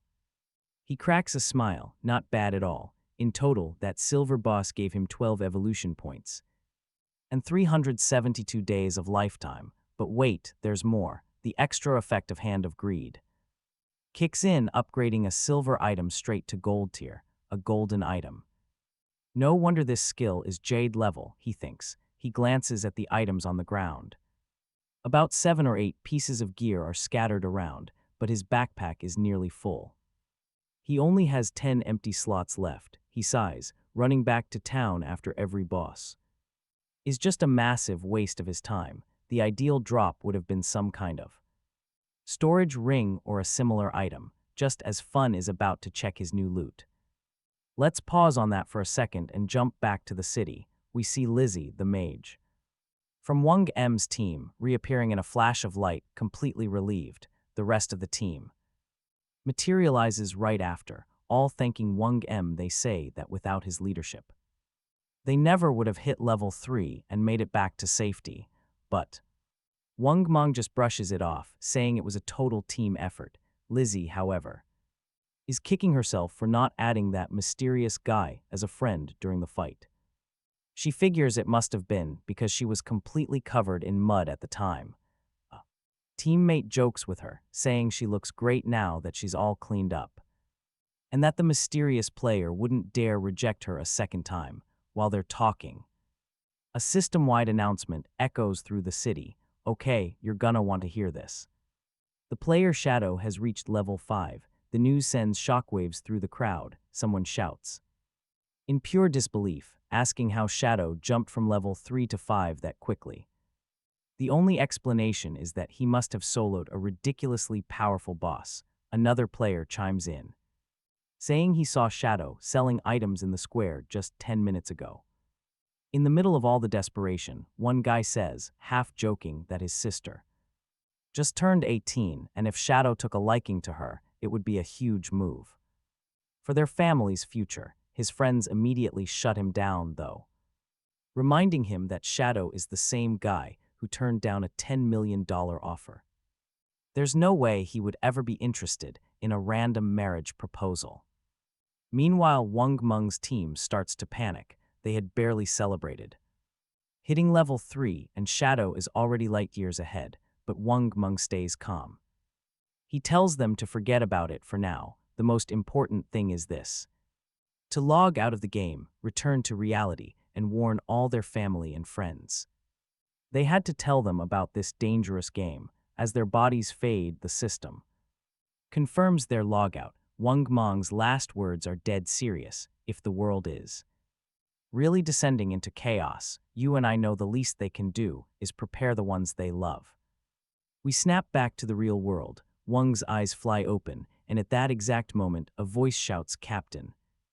And trust me, you're about to find out he's no ordinary player."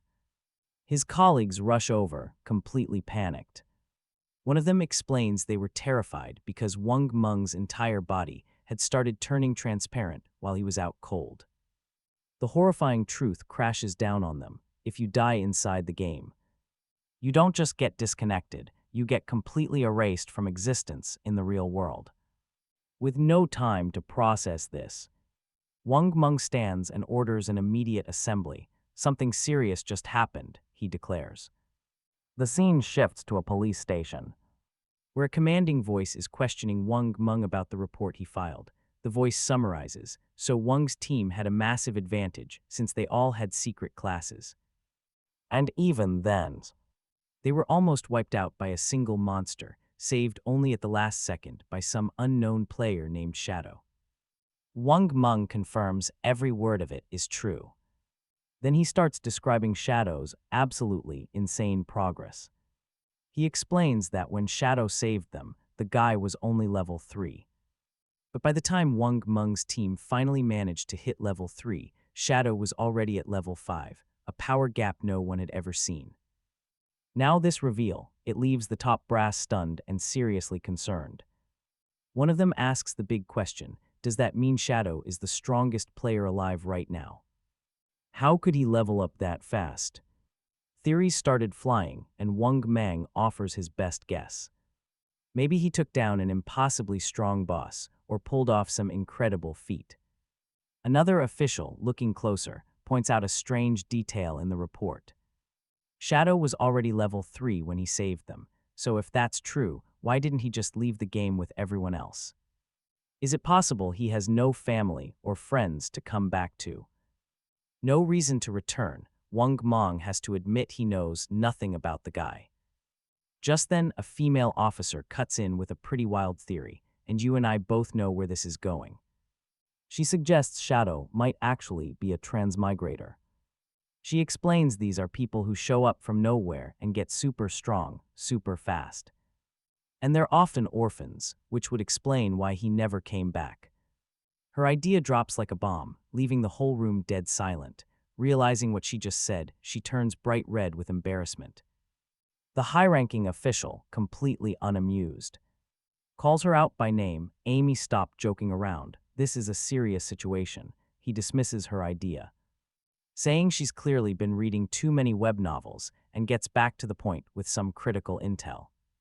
According to classified reports, researchers had been looking into something deeply disturbing. A lot of elderly people were mysteriously dying in their sleep. And when they cross-referenced that data with logs from the game, the conclusion was absolutely terrifying. The people who died in their sleep had also died repeatedly inside the game.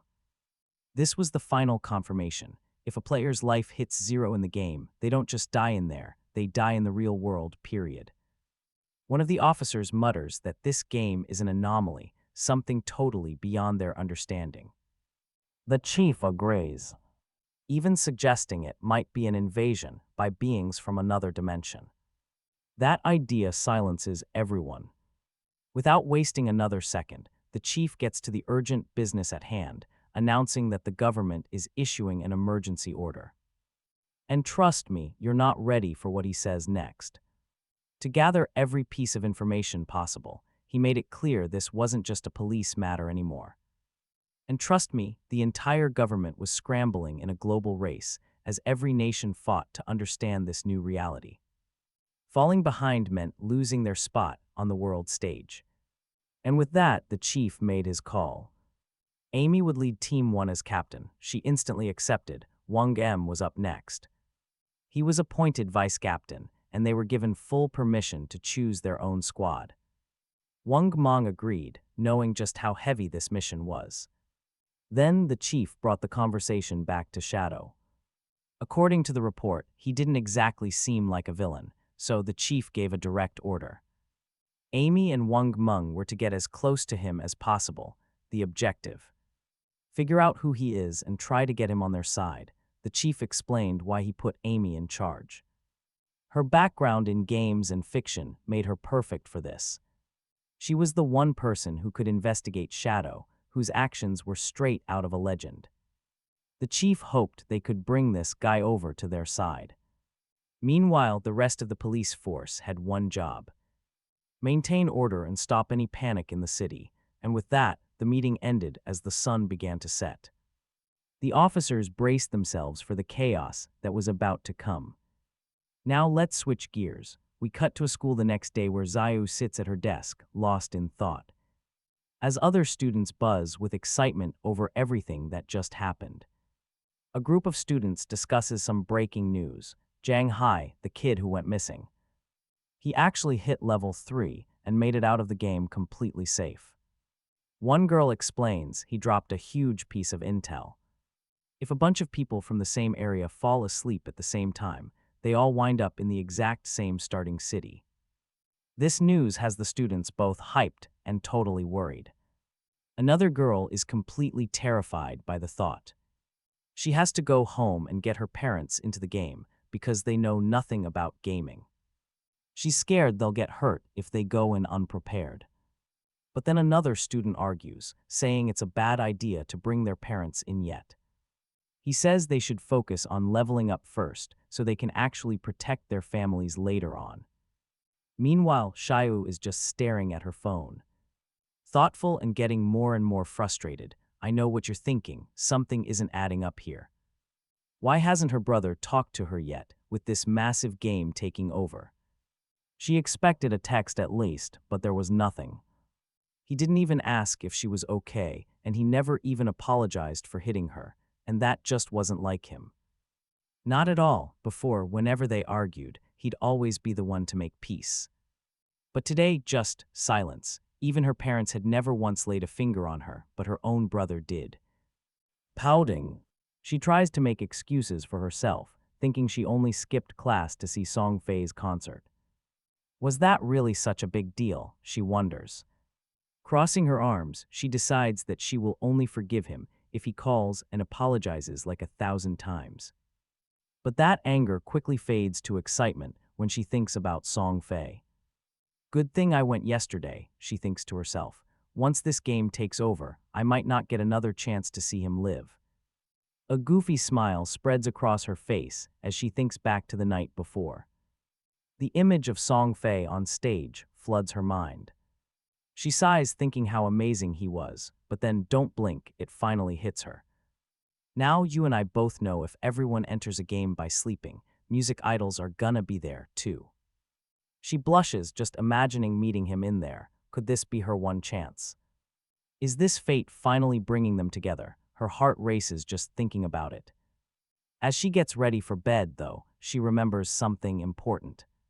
Song Feay hit level 13 ridiculously fast, which means he's already a pro at this game. To do well, she's gonna need some seriously good advice, so she messages Song Feay, asking if he has any tips to give her before she dives in. The scene then cuts to Song Feay. He's completely surrounded by classmates. When he gets the message, a sly smile appears. Right across his face, who would have thought he thinks even a goddess like her is coming to him for advice. He sees this as a golden opportunity, a total sign. A gift from the heavens, this was his chance. Without wasting a single second, Song Feay replies with total confidence, telling her she came to the right person. Then he reveals the secret, and trust me, you're gonna want to hear this. He says at the beginning, she has to put all her points into agility, or she'll never escape the monsters. She asks if that's even right for the mage class, and Song Feay absolutely confirms it. He explains that agility also helps mages because it directly increases their spellcasting speed, which is super important at the start. Still a bit hesitant, Xiao presses him, asking what happens if she can't win, even with all that extra agility. Song Feay just reassures her, saying that as soon as someone in their city hits level 5, the teleportation portal will activate, connecting all the starting cities. When that happens, he promises he'll form a party just to help her level up, and that he'll personally come and find her. Hearing this, Xiao becomes excited. Lying in bed, she smiles, thinking to herself what a fool he is. Fools like Song Feay are just so easy to use, and yeah, you and I just got played too. Just like that, she has someone to carry her in the game. As sleep takes her, another thought surfaces. This is perfect. She'll get into the game before her brother, level up fast and get stronger. And when he finally enters, she's going to make sure he absolutely suffers. No help at all, no one to carry him, he will have to fend for himself. Completely satisfied with her plan, she falls asleep, eager for what's to come. The scene snaps back to the game, where Fun is looking over the items the boss just dropped. Let's see what we got. Among all the loot, a shining ring immediately catches his attention. He picks it up and the system dings. He's obtained the cursed ring, a gold tier item. The system details the ring's insane attributes. It can be used by any class. It gives a +8 bonus to all stats. It increases resistance to dark damage by 26, and it improves weak point damage by 1.5 times. The only requirement is you have to be level 4 just to equip it.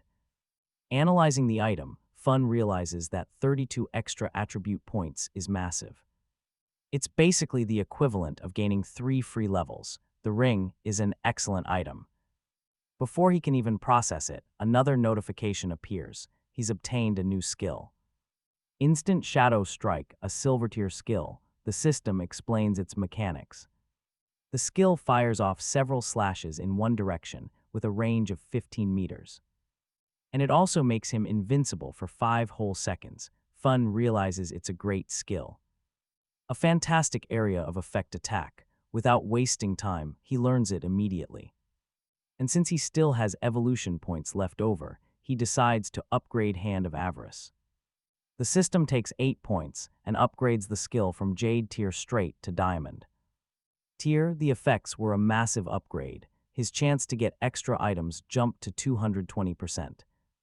And the chance for those items to be a higher rarity went up to 40%. Thinking about it, Fun realized he'd now get at least 2 bonus items per monster, making every single kill worth 3 times as much.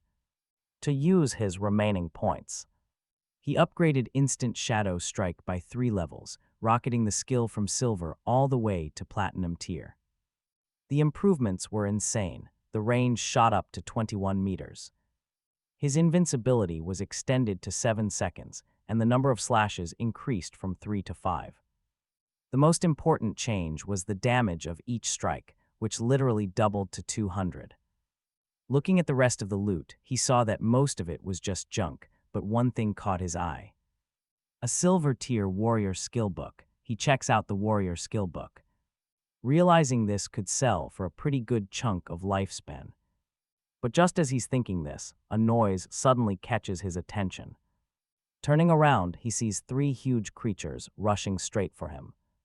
He knows them instantly, limb crawlers, grotesque level 4 monsters.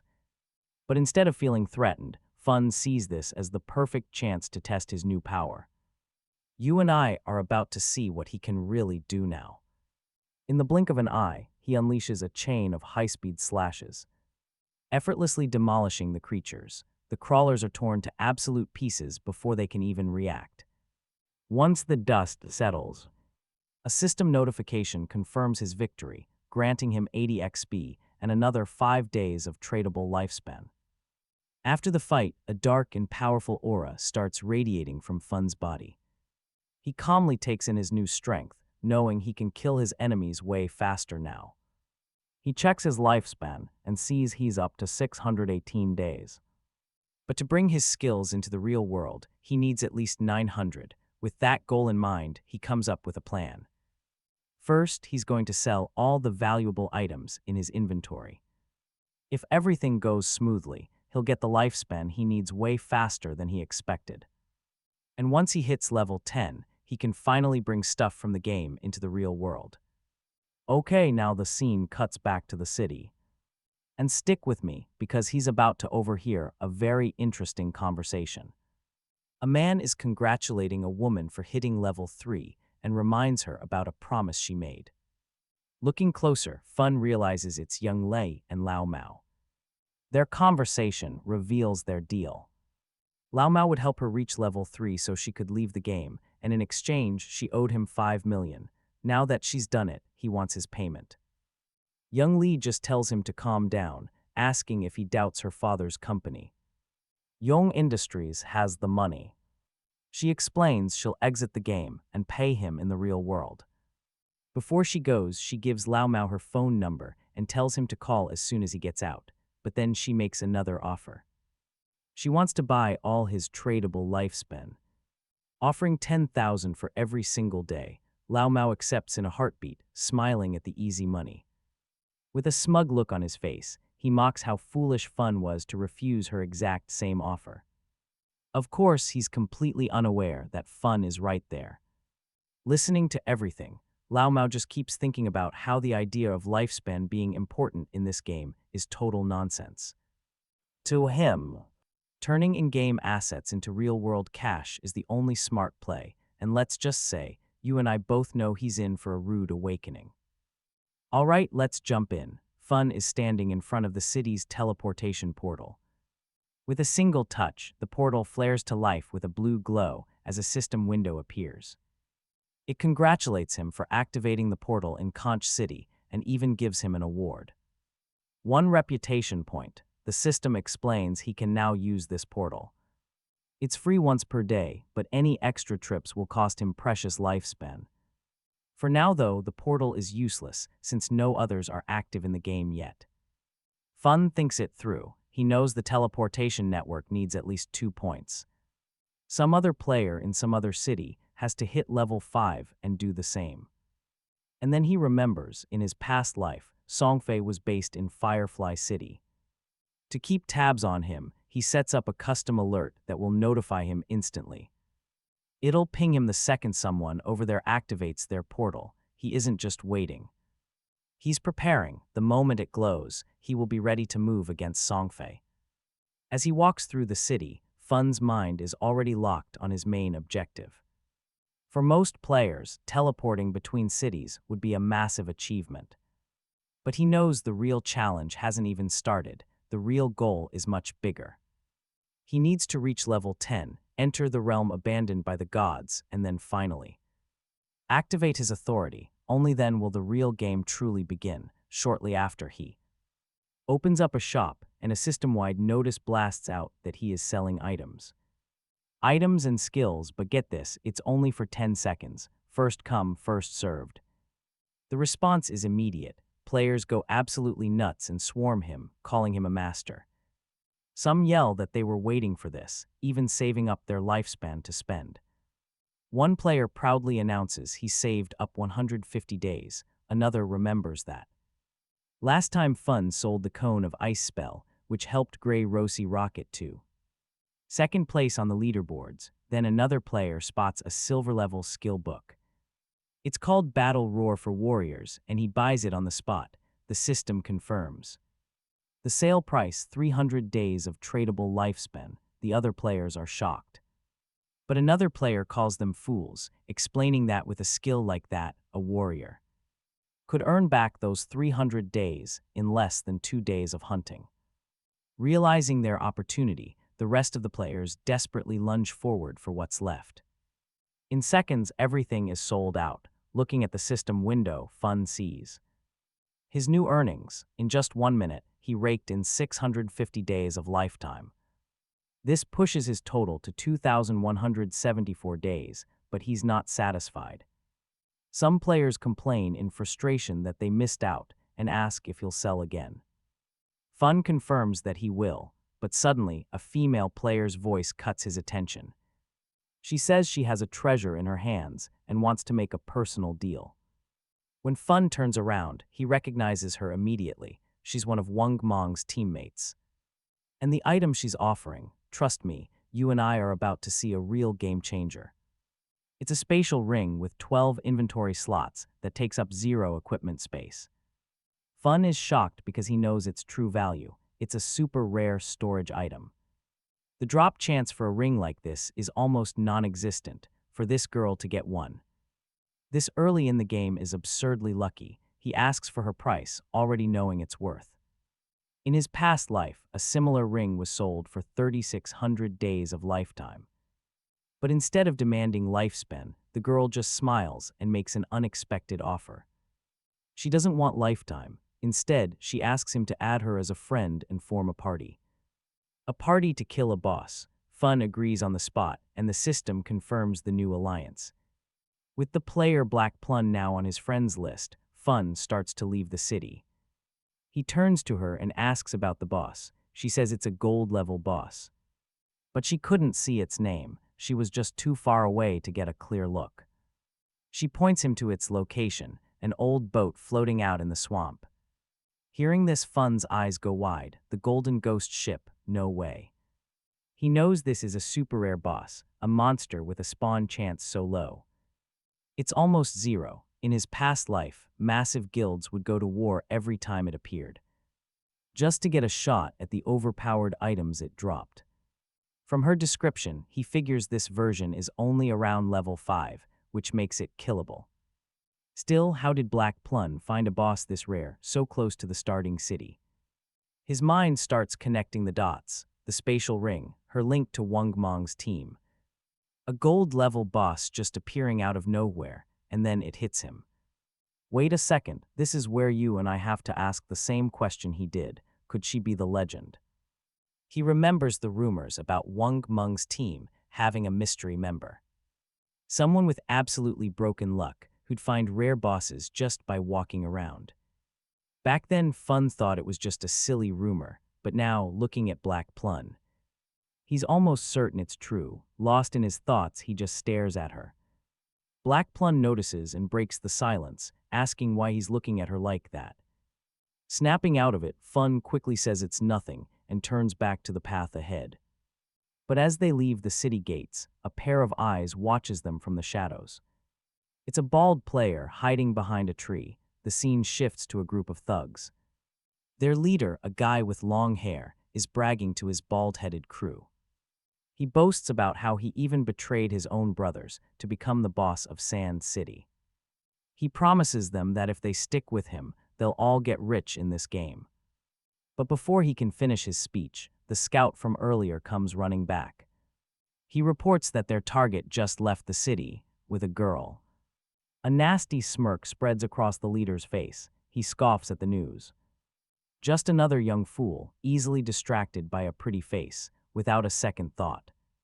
He rallies his men. It's time to move in for the kill, and trust me, you're going to want to see this. Meanwhile, Fun is laying out his conditions for helping Black Plum take down the boss. If it drops any items she can use, they're all hers. Everything else goes to him. She understands his logic and agrees to the deal, but adds one more condition. If any items for her team drop, he has to sell them to her at a discount.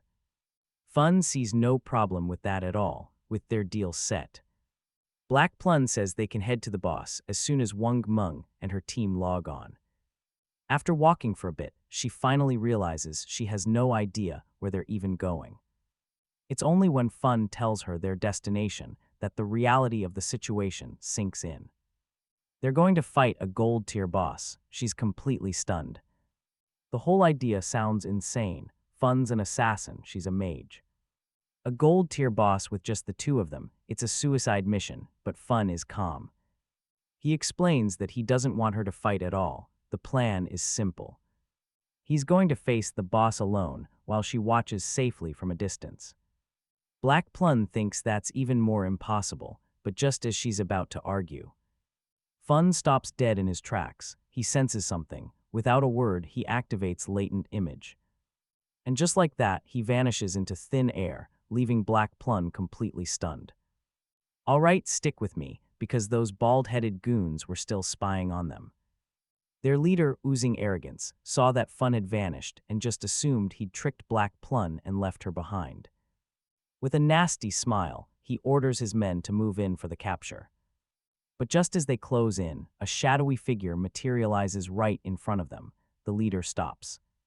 His smirk evaporates when he sees the dark aura practically rolling off the guy. Before they can even react, Fun unleashes his instant shadow strike. In the blink of an eye, it is completely over. A single flash slices through the air, and the entire group becomes a pile of bodies on the ground. Fun disappears again, leaving absolutely no trace. The system confirms it. 5 players killed, netting him 12 days of tradable lifetime. He doesn't even give the bodies a second look. To Fun, killing them was no different from stepping on a few weak monsters. Before she could even process what just happened, he reappeared right next to Black Plum, who immediately asked where he'd gone. Fun just shrugs, saying some guys were following them. So he sent them back to the city. She starts firing off questions, and even jokes that his invisibility skill must be pretty useful for taking a leak without anyone seeing. Fun just cuts her off, annoyed by the weird conversation, and tells them to get a move on. It's time to find the boss. The scene then cuts to the city where Xiao Yuyu has just logged into the game. And while he's off hunting, let's meet someone new to the story. From the staff in her hand, it's obvious she's a mage, and she's looking around, amazed by the realism. Looking at her new staff, she thinks proudly that she managed to get a secret class called Sacrifice. Convinced it should be powerful enough to help Song Feay. Her thoughts turn to her brother, and her mood instantly sours. She starts complaining that he's never around when she actually needs him for something. But she soon just shrugs it off. With her secret class and Song Feay's promise to help her, she doesn't need to depend on her brother at all. He can fend for himself, she figures. Then Xiao Yuyu's eyes fall on the city rankings. Fun was already at level 6. She scoffs, wondering why Song Feay keeps bragging when he's only at level 3. The real expert around here was clearly Shadow, an idea suddenly clicks in her head. You can see the gears turning right now. If she could get close to Shadow, she would level up way faster than with Song F's help. The only question was, how could she possibly find him? Nearby, Wang M and his team were hashing out a problem. He was complaining that one of their own had just disappeared, and he can't get in touch with him at all. Getting impatient. He asks if anyone has another plan. One of his teammates points out that without a healer, the fight would be seriously difficult. Another notes that unlike Shadow, they can't just hunt alone. With very few options left, someone suggests just calling another healer to take the spot. Hearing this, Xiao Yuyu seizes her opportunity. She approaches with total confidence, and Wang Meng sees her coming. With a practiced smile, she offers up her services, saying she has a secret class, sacrifice, and life. The scene cuts back to Feng, who, along with Black Plun, arrives at the edge of a cliff. Looking down into the fog below, he confirms what he suspected. It was, without a doubt, the Golden Ghost ship. Not wasting any time, he activates Latent Image and turns completely invisible. He tells Black Plun to hide and keep an eye out for any other players while he goes to settle the score with the boss. She agrees and carefully starts making her way down into the swamp. A notification appears in front of him. Because of the boss, the whole area has become a violent domain where the loss of lifespan is 100 times faster. Feng quickly calculated that staying here 15 minutes meant losing an entire day of his life. But that didn't worry him. The system identified the boss as a level 5 monster and showed it would disappear in 45 minutes. Feng moved in, knowing 45 minutes was more than enough time. He unleashes instant Shadow Strike, and trust me, the result is devastating. 549 damage, 3 times in a row. For his follow-up, he throws a poison dart straight into the ship's weak point. A critical hit that deals 621 damage instantly, plus 207 per second from the poison. The boss retaliates with a huge area of effect attack, causing massive water pillars to erupt from everywhere. But Feng's insane agility lets him dodge it all. The real fight begins when the boss summons 12 water phantoms, each with the power of a silver-level monster. Fortunately for Feng, he's invisible, so the phantoms can't even see him. He repositions and uses instant Shadow Strike again, destroying all of them in a single blow. From a safe distance, Black Plum's jaw dropped. So this is how the number 1 player actually fights. In just a few minutes, the gold boss had already lost half of its health. Then, out of nowhere, Feng calls Black Plun Little Blackie and tells her he's about to die. And yeah, I know what you're thinking, what? Worried, she demands an explanation, but he just tells her to do nothing and wait for him to revive. Still confused, she calls him out on the nickname. Little Blackie, where did you even get that? My name is Black Plun. Annoyed, she keeps complaining, but it's no use. Feng just keeps calling her Little Blackie. The scene then cuts to that group of idiots Feng killed earlier. Their leader, absolutely furious, still thinks it was Black Plun who destroyed them. One of his henchmen runs up, reporting that he found her, just as she's watching Shadow fight. A boss, the leader smiles, gathers all his men, and says this time they're going to crush Shadow. Back to the action. Feng knows that when the Golden Ghost ship's health drops to half, it will use its most dangerous attack. A wave of souls, and right on cue, you gotta see this, the boss unleashes it. Feng immediately saw the problem. The attack's range was massive and would paralyze him for 5 seconds. With his current stats, there was absolutely no way to dodge it. The soul surge expands into a giant shockwave, spreading a terrifying energy across the entire battlefield. Even Plun, watching from above, is shocked by the sheer scale of the attack. Then impact, direct damage, 1059. A system notification confirms what we just saw. Feng died. Another one appears right after. The player Shadow has died, lost 326 years of non-negotiable life. Lost 1,087 days of negotiable life. Meanwhile, at the top of the cliff, other players arrive just in time to see Feng's death. They all burst out laughing. That guy was supposed to be an expert, they mock. Some top player thinking he could solo a gold-level boss. Another one laughs, but then something catches their attention. Their eyes go wide when they spot Shadow's death loot. By its size, they figure it has to contain at least 300 days of life. Excitement takes over, and consumed by greed, they start making plans, with the Golden Ghost ship already at half health. They can just swoop down, finish it off, and walk away with an insane amount of life from the boss drops.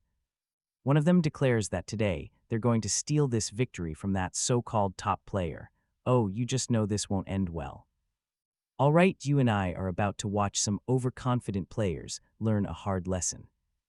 The same squad respawns, completely baffled, one of them still gasping for air. He can't believe the boss had the health pool of a gold-tier monster. Another guy agrees. Grumbling, they barely even managed to set foot in the swamp before that monster's water column attack completely destroyed them. But their leader, he is not amused. With a look of pure frustration, he says these losses are just unacceptable. He refuses to let it end this way. He orders his team back in for a rematch. Meanwhile, back at the swamp, Fun revives and lands, taking in the scene. Life orbs are scattered all over the place. A serious jackpot. He immediately pings Plun, asking what went down and why there's so much loot. Amused by how fast he returned, Plun explains some cocky players stormed the area.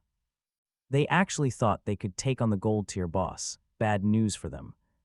They got instantly vaporized by its water column attacks. Hearing this, Fun just laughs. Classic. He comments that those guys were clearly overestimating their own strength. Then a memory hits him from his past life. He remembers how this very boss, the Golden Ghost ship, made him suffer. Back in the fight, he analyzes its patterns, and here's the part you need to see. That first powerful attack, it's just a one-time gimmick. After that, the rest of the monster's health bar will be easy pickings, at least for him. Normally, when its health hits 50%, it might just teleport away, ticking off most players. But for Fun, that's just a minor issue. Without a moment's hesitation, he activates his poison dirt skill, aiming right for the bright bells hanging on the ghost ship's mast. Direct hit, the Golden Ghost ship immediately prepares its counter. Purple energy erupts from its core. But Fun is completely unfazed. He's still invincible. He pushes forward. A smirk appears as he says he's already memorized every single one of the boss's movement patterns. He closes the distance in a flash, unleashing a devastating stunt shadow slash, carving into the boss with absolute precision. Nearby, that same group of players finally reaches a cliff overlooking the fight. One of them points in a hurry. It's Shadow. He's back fighting the Golden Ghost ship. Their leader, still salty, spots his chance, and I think you and I know what he's planning. With Fun and the boss distracted, he plans to take them both out and steal the loot. Plun clocks their arrival, but she's not surprised. Seems these idiots always manage to cause trouble. The fight's hitting its peak, and Plun knows she can't let them interfere. Without a second thought, she unleashes a lightning spell and blasts the group on the cliff. It's a direct hit, sending the leader and one of his goons flying backwards. Stunned, the leader gets up, searching for who attacked him. His men, still dazed, point right at Plun. The leader's rage boils over. He grabs his weapon and orders his men to attack. Realizing she's the new target, Plun bolts, shouting for help while the group gives chase. For them, taking her out is now top priority. Meanwhile, hidden in the trees, a completely different group of players watches the whole thing unfold. Unlike the first crew, these guys are patient. They're keeping their eyes on the real prize, Fun's epic battle against the boss. Fun continues his assault, circling. All right, let's jump in. The boss fight is ending, just as he planned, but there's a problem. Even for a level 5 boss, the fight dragged on thanks to his low damage. And that delay attracted a lot of unwanted attention. He already spotted 2 groups watching. One group's on the cliff, distracted chasing Plun, but another is hidden deep in the swamp. Their plan is painfully obvious. Wait for Fun to land the last hit, then ambush him. They want to snatch all the rewards, but before anyone can move, the battle's over. With one final strike, the golden ghost ship goes down. In that same instant, the system confirms his victory. Fun just defeated a gold-class boss. He gets 4,800 experience, rocketing him to level 8. He also scores 7 evolution points and a massive 216 days of lifespan. As the loot starts popping up, Fun doesn't waste a single second. He triggers his Shadow Snake skill and vanishes just as the swamp crew was about to make their move. Back in the starting city, a system-wide alert goes out to every single player. It announces that a player named Shadow was the first to beat a gold-class boss. And here's where the whole server starts buzzing. Shadow just earned 3 reputation points. Players are freaking out, wondering who this Shadow is and how he pulled off something so big. Some are even questioning if he's from their city. Among them, Wang Meg reacts. She stares at the message in total shock. Just a little while ago, Shadow was fighting a bronze boss, and now he's already soloed a gold one. The power gap is insane. The difference between him and everyone else feels completely absurd. Meanwhile, Fun's little sister, Xiao Yuyu, has zero doubts. To her, this Shadow is the #1 player. If she can just get him to help her level up, she knows she'll reach her goal way faster. Back in the swamp, the ground is absolutely covered in the boss's loot. The sheer amount and quality of the gear is way better than anyone expected. The hidden players are whispering about how much it's all worth, pure greed in their eyes. Their leader sizes up the situation. He realizes Fun didn't grab the items. That can only mean one thing: he's still here, invisible. Playing it safe, the leader orders a guy named Wang to find Fun and take him out before he can claim his stuff. Wang draws his bow and lets loose an arrow of glowing green energy. Midair, it morphs into a horned ghost eagle, a tracking skill. The eagle swoops over the exact spot where Fun vanished, hunting for any sign of him. Fun, still cloaked, instantly recognizes the skill. It's a detection move he didn't expect to see this early. Now he understands their confidence. They have a way to find him, but here's the thing. Their skill is only level 1, but thanks to Fun's assassin class, he gets a bonus. It pushes his invisibility straight to level 2. That small difference is everything. It makes their detection completely useless. Fun is, once again, one step ahead. After the eagle comes up with nothing, Wang tells his group that Fun must have run off. He probably got scared by their numbers. The leader just laughs, thinking Fun was smart to flee. Feeling cocky, he leads his men toward the massive pile of loot. He tells everyone to stay sharp while they run out the 5-minute clock for the items to become free game. But as they're waiting, a silhouette peels itself from the shadows. Before a single one of them can react, Fun attacks. A wave of pure black energy erupts. The entire group is wiped out, instantly, their bodies collapsing into more loot on the ground. Fun just comments that it's much quieter now. His eyes scan the huge pile of items. But he wonders where Plun went off to. He'll have to find her later, first things first. With the loot secured, he uses his accumulated points to evolve the Hand of Avarice skill. A notification confirms it has jumped from Diamond rank to Epic, and trust me, this is an absolute game changer.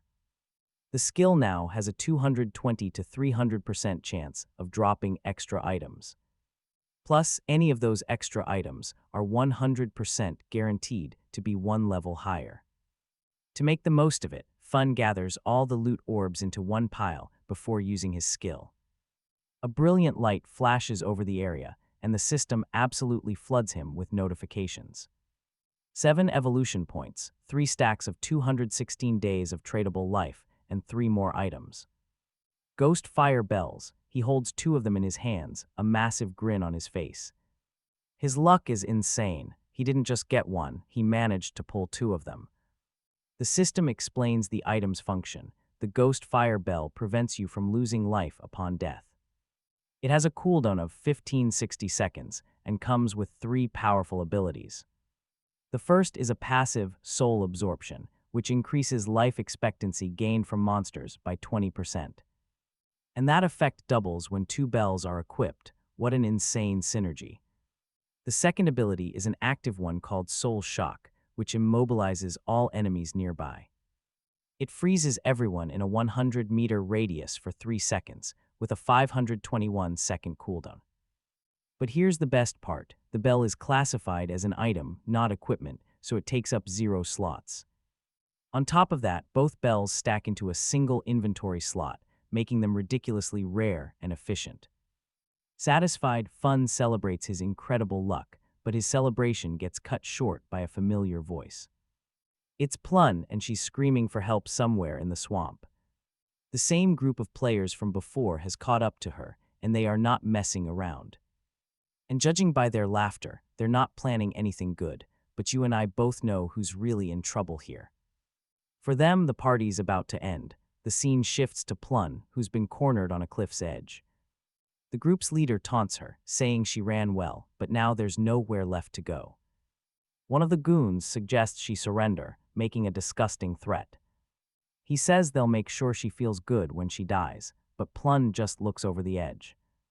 In one quick move, she simply throws herself off the cliff, leaving the entire group stunned. After the long fall, she dies on impact, and her body turns into loot drops. The group leader actually admits she was brave, choosing to die on her own terms. Meanwhile, Fun receives a message directly from Plun. She lets him know the situation. She tells him she doesn't need a rescue anymore, since she already died and respawned. She's back in the starting city. The death was painful, but her tradable life was safe. It was all stored with Captain Wang Meng. Fun tells her to wait for him there. He promises to deliver her share of the loot as soon as he returns to the city. She agrees, relieved. Fun turns his attention back to his spoils, and let's be real, his gains were massive. His tradable life expectancy skyrocketed to 3,115 days. And his evolution points climbed to 21. He decides to upgrade the Hand of Avarice again. But a system notification immediately stops him. The skill is already at the epic level. Now it requires 10 times more points just to reach the next tier. That's a serious grind.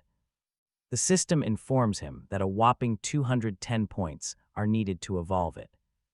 Since he's nowhere close, he decides to upgrade his attack skills to boost his damage output instead.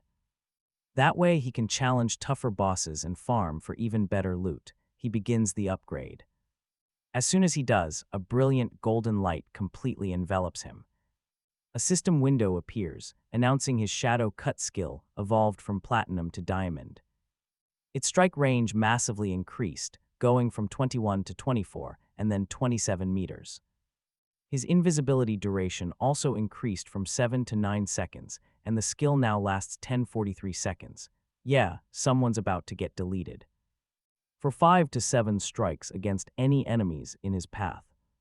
The range on each strike just jumped from 3.1 to 4.1 meters, and each hit now deals 300 extreme damage. Another pop-up tells him he's spent 10 evolution points, with only 3 left to his name. His backstab enhancement skill also leveled up to gold tier, and the damage shot up from 15% to a whopping 30%. He quickly realizes that by evolving the instant shadow slash twice, its damage literally doubled. Now he can dish out 3,000 damage even outside of stealth mode. Combine that with his backstab skill, and the total damage could hit 6 or even 7,000. Fun starts analyzing the loot, and trust me, what he finds is completely off the charts. Normally, a gold-level boss would drop 2 to 4 silver items and maybe a few gold ones. But thanks to the insane luck boost from Varis's hand, he got 11 gold pieces of equipment and a skill book. And it gets better, there were also 2 platinum pieces of equipment and another skill book in the pile. He thinks the results are incredible, especially since 3 of the items are specifically for assassins, including the ghost ship's dual blades, a platinum-grade weapon. This thing increases his attack by 136, agility by 22, and attack speed by 24%. The weapon also has 17 armor penetration and needs level 5 to equip, which he already has. Its special effect is doubling the damage of normal attacks. Fun finds this a little useless since he relies almost entirely on skills. Even so, the high base attack, the agility bonus, and the massive increase to his attack speed are still a huge advantage. They'll speed up his skill animations and cut down on the cooldown times. Next up, he picks up the Ghost Fire leather armor, a gold item that increases physical defense by 25, fire resistance by 50, blocks 14 damage, and buffs his health by 419. Fun notes that his base health is still pretty low, only 350. So this armor's bonus makes a world of difference for him. He thinks that most players at his level won't even be able to scratch his defense now. He decides to make the armor invisible to keep up his assassin vibe and hide his new powerful equipment. The last item is a skill book, Ghost Shadow Blur. It's a gold passive skill for assassins that gives a 15% chance to dodge, and here's where things get really crazy. When it activates, it grants him full immunity to all damage. Fun is thrilled. He finally has a survival skill. He remembers that this skill usually isn't that strong, because focusing on dodge can hurt your other stats and can be deadly if the dodge fails. However, for him, it's a completely different story, since he can just evolve the skill infinitely with his evolution points. This means he can boost his dodge rate without having to sacrifice any other attributes, which is a massive advantage over everyone else. On the way back to the city, he thinks about the rest of the loot, items for warriors, priests, and archers. As he agreed with Plun, he plans to sell these items to Wangmi Mag and their team at a 10% discount. Fun knows they might not be able to pay for it all right now, but he's pretty sure Wangmi Mag will agree to buy everything on credit. He reflects that all of this insane progress was thanks to Plun, who he affectionately calls Little Black. Without her incredible luck, he never would have found a level 5 golden boss to begin with. So yeah, he feels like he really needs to thank her properly, as Fun returns to the city, the very same group that had cornered Plun is also heading back, and their leader looks absolutely furious. And just as their paths are about to cross, the group panics and starts to run for their lives. The henchmen bolt immediately, completely abandoning their leader, who also desperately tries to escape. Fun activates his latent image, and with a calm expression, uses his instant shadow slash to end this quickly. All right, the minions are down. The leader is still trying to run, but Fun appears right in front of him, blocking the way. The guy immediately starts to beg for mercy, admitting it was a mistake to attack Plun and promising never to do it again. In his desperation, he even calls Fun Daddy, saying he has less than a year to live and dying here would be the end of him. Ice Cold, Fun asks if he ever thought about his own fate when he attacked innocent people like Plun. He then unleashes his Poisonous Earth skill, which deals damage every 5 seconds. The leader starts bleeding a strange green liquid from his head, screaming in absolute agony. As Fun walks away, a red aura surrounds him, and an assassin title appears right above his head. A system notification pops up, informing him that by killing so many players, he's hit the first level of assassin status. Now, pay attention to the penalty for this. It means he'll lose a whopping 75% of his current lifespan if he dies. But Fun just shrugs it off because he has the Ghost Firebell's protection. Even if he dies carelessly, he won't lose a single year of his life. The scene shifts and Fun arrives back at the starting city. He deactivates stealth, and other players are completely shocked to see him. Some start whispering that Shadow has returned after taking down a gold-level boss. Suddenly, he runs into one of the teams that tried to jump him during the Golden Ghost ship boss fight. The team's leader immediately accuses him of using a bug to solo the boss, whining that it's the only reason there was no loot left. He also asks why Fun isn't wearing any gear, which just proves that his invisible equipment strategy is working perfectly. Noticing Fun's irritated look as he steps closer, the team leader quickly tells him to wait. He pulls out an assassin skill book, admitting it was a huge mistake to attack him. They apparently used some of their own lifespan to buy this book and begs Fun to accept it and just forget what happened. Fun takes the book, and a system notification reveals the skill is called Impale. It's a common assassin-class skill that delivers a single attack, adding 20 bonus damage and a 2-second stun with a 22-second cooldown. Recognizing it as a useful control skill, Fun accepts it and walks away. One of the team members, furious, turns to their leader, Xiao, complaining that they not only got beaten, but had to give up a skill book. He asks if this isn't just pure cowardice. And yeah, we're all thinking the same thing. Another teammate chimes in, questioning when they ever got pushed around like this. The first guy insists they should use their connections to rally other players, saying that with enough numbers, they could easily overwhelm Shadow. He asks why they should be afraid of him, but the leader cuts him off. He points out that Shadow is leveling up impossibly fast, which means he must have some huge secret. If they can find and capture him in the real world, they won't just learn his secret. They can also force him to become their personal slave, farming resources for them nonstop. Hearing this, the other members get excited and praise Xiao's devious plan. Xiao says he'll ask his family to send a woman to get information out of Shadow. He notes that Shadow's voice sounded foreign, which probably means he isn't part of their social circle and is likely poor. Xiao concludes that he needs to find a beautiful, professional woman, confident that Shadow will walk right into the trap. Meanwhile, Fun finally meets up with Plun.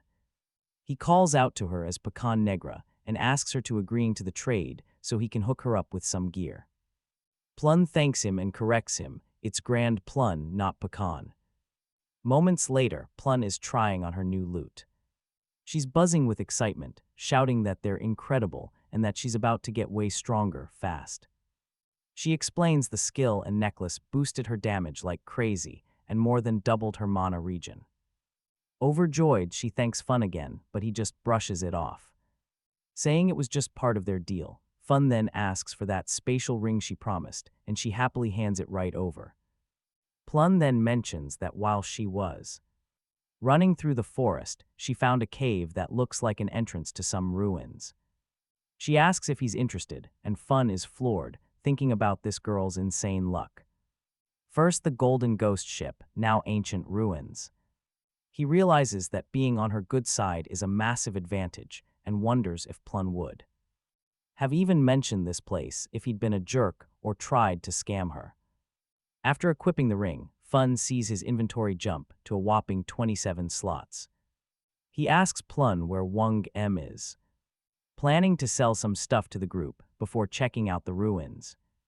Plun explains that Wang Meng and the others might be a while since they're busy training the new priestess. She shows him she's already marked the entrance on his map and explains that there's a stone slab hidden behind some bushes and she moved one of them to cover her tracks. She admits she went in a little, but heard screams. Got totally freaked out and bolted. If not for that, she'd have never been caught. Hearing this, Fun immediately pops his invisibility skill. Okay, let's watch how a pro handles this. He tells Plun he gets it and is heading to the ruins right now. Deciding to trade with Wang Meng later, Plun is just amazed at how quickly he vanishes. As he gets closer to the spot, still completely invisible, Fun thinks that his original plan was to grind to level 10 somewhere else, but ruins are a way better opportunity. He knows the monsters inside will be bronze tier, with a chance of finding silver tier ones, which is perfect for farming life points and evolution points. Arriving, he spots the stone slab Plun mentioned and dives right in without wasting a single second. Inside, he starts scoping out the place. See, there are 3 types of ruins in starter cities: tombs, cursed ruins, and temples of faith. Looking at the murals on the wall, Fun confirms it's a temple of faith. Now, you and I know that tombs are basically just monster-filled dungeons with a gold-level boss at the end. Cursed ruins are filled with creatures that were once human, twisted by evil gods. Temples like this one house followers of those same gods and are usually maze-like. But the rewards are special items or even rare skill books. Looking closer at the drawings, he recognizes the images. The temple belongs to an ancient god of judgment, the very same origin as his own Eye of Judgment skill. Suddenly, he hears faint screams echoing from deeper within the dungeon. And trust me, while our guy is on a roll. His friends are in deep, deep trouble. Wang Em is getting hammered, barely blocking attacks with his shield. A monster roars and slams him with a massive blow, sending him flying backwards. Flat on the ground, he sees Xiao Yuyu just standing there, completely frozen in shock. A teammate screams for her to heal him, but she's just paralyzed by fear. She can't even get her skills to work and just whimpers for help. The others know it's over, they have no chance. Trust me, you're about to watch a team fall apart over one player's mistake. Xiao Yuyu just crumbles to the ground, trembling and crying that she's too scared. The next thing they know, Wang Em's team is back in the starting city. The monster completely wiped them out, and they are furious. Plun greets them with a smile, asking why they came back so soon. She tells them Shadow still hasn't returned, so buying new equipment is a no-go. At that moment, the members of Wang Em's group finally snap, losing their patience with Xiao Yuyu and start to harshly criticize her. One of them screams that he has never seen anyone so incompetent who doesn't even know how to dodge or use basic skills. The reaction shocks Plun. As she's never seen her colleagues this angry, she intervenes to protect Xiao Yuyu, who is almost in tears. She asks why they are being so cruel, explaining that it's normal for a beginner to die in the beginning. However, one group member, still furious, tells Plun to get out of the way. Then another colleague clarifies that they didn't die just once, but 3 times in less than an hour, which leaves Plun speechless. Always the kind one, Plun suggests that Xiao Yuyu join her team. She even reveals she received 2 valuable items from Shadow and guarantees that with her on the team, no one will die. Wang Em, trying to calm the situation, agrees that it's a good idea, with her in the group. Things should get better, and maybe they'll find Shadow when they go back. Xiao Yuyu apologizes and says she will try harder, but inside her head. Now let me show you what she's really thinking. She believes Wang Em's group is just a bunch of failures who are blaming her for their own mistakes. If it weren't for their connection with Shadow, she wouldn't even be hanging out with them, going so far as to mentally call them idiots. Meanwhile, Fun pushes deeper into the ruins, observing the worn-down walls. He hears the same sounds as before, right before spotting 2 figures kneeling in the center of what looks like a temple. The system identifies them as devout followers of the judged god, level 10 and silver-class monsters. Pay attention here, this is where things get intense. Fun activates the latent image skill and becomes invisible. He uses instant shadow to attack at high speed, but the damage is minimal. Fun realizes that even with the bonuses from attacking from behind and breaking invisibility, the monster's health barely even decreased. Just as you'd expect from level 10 silver-class bosses.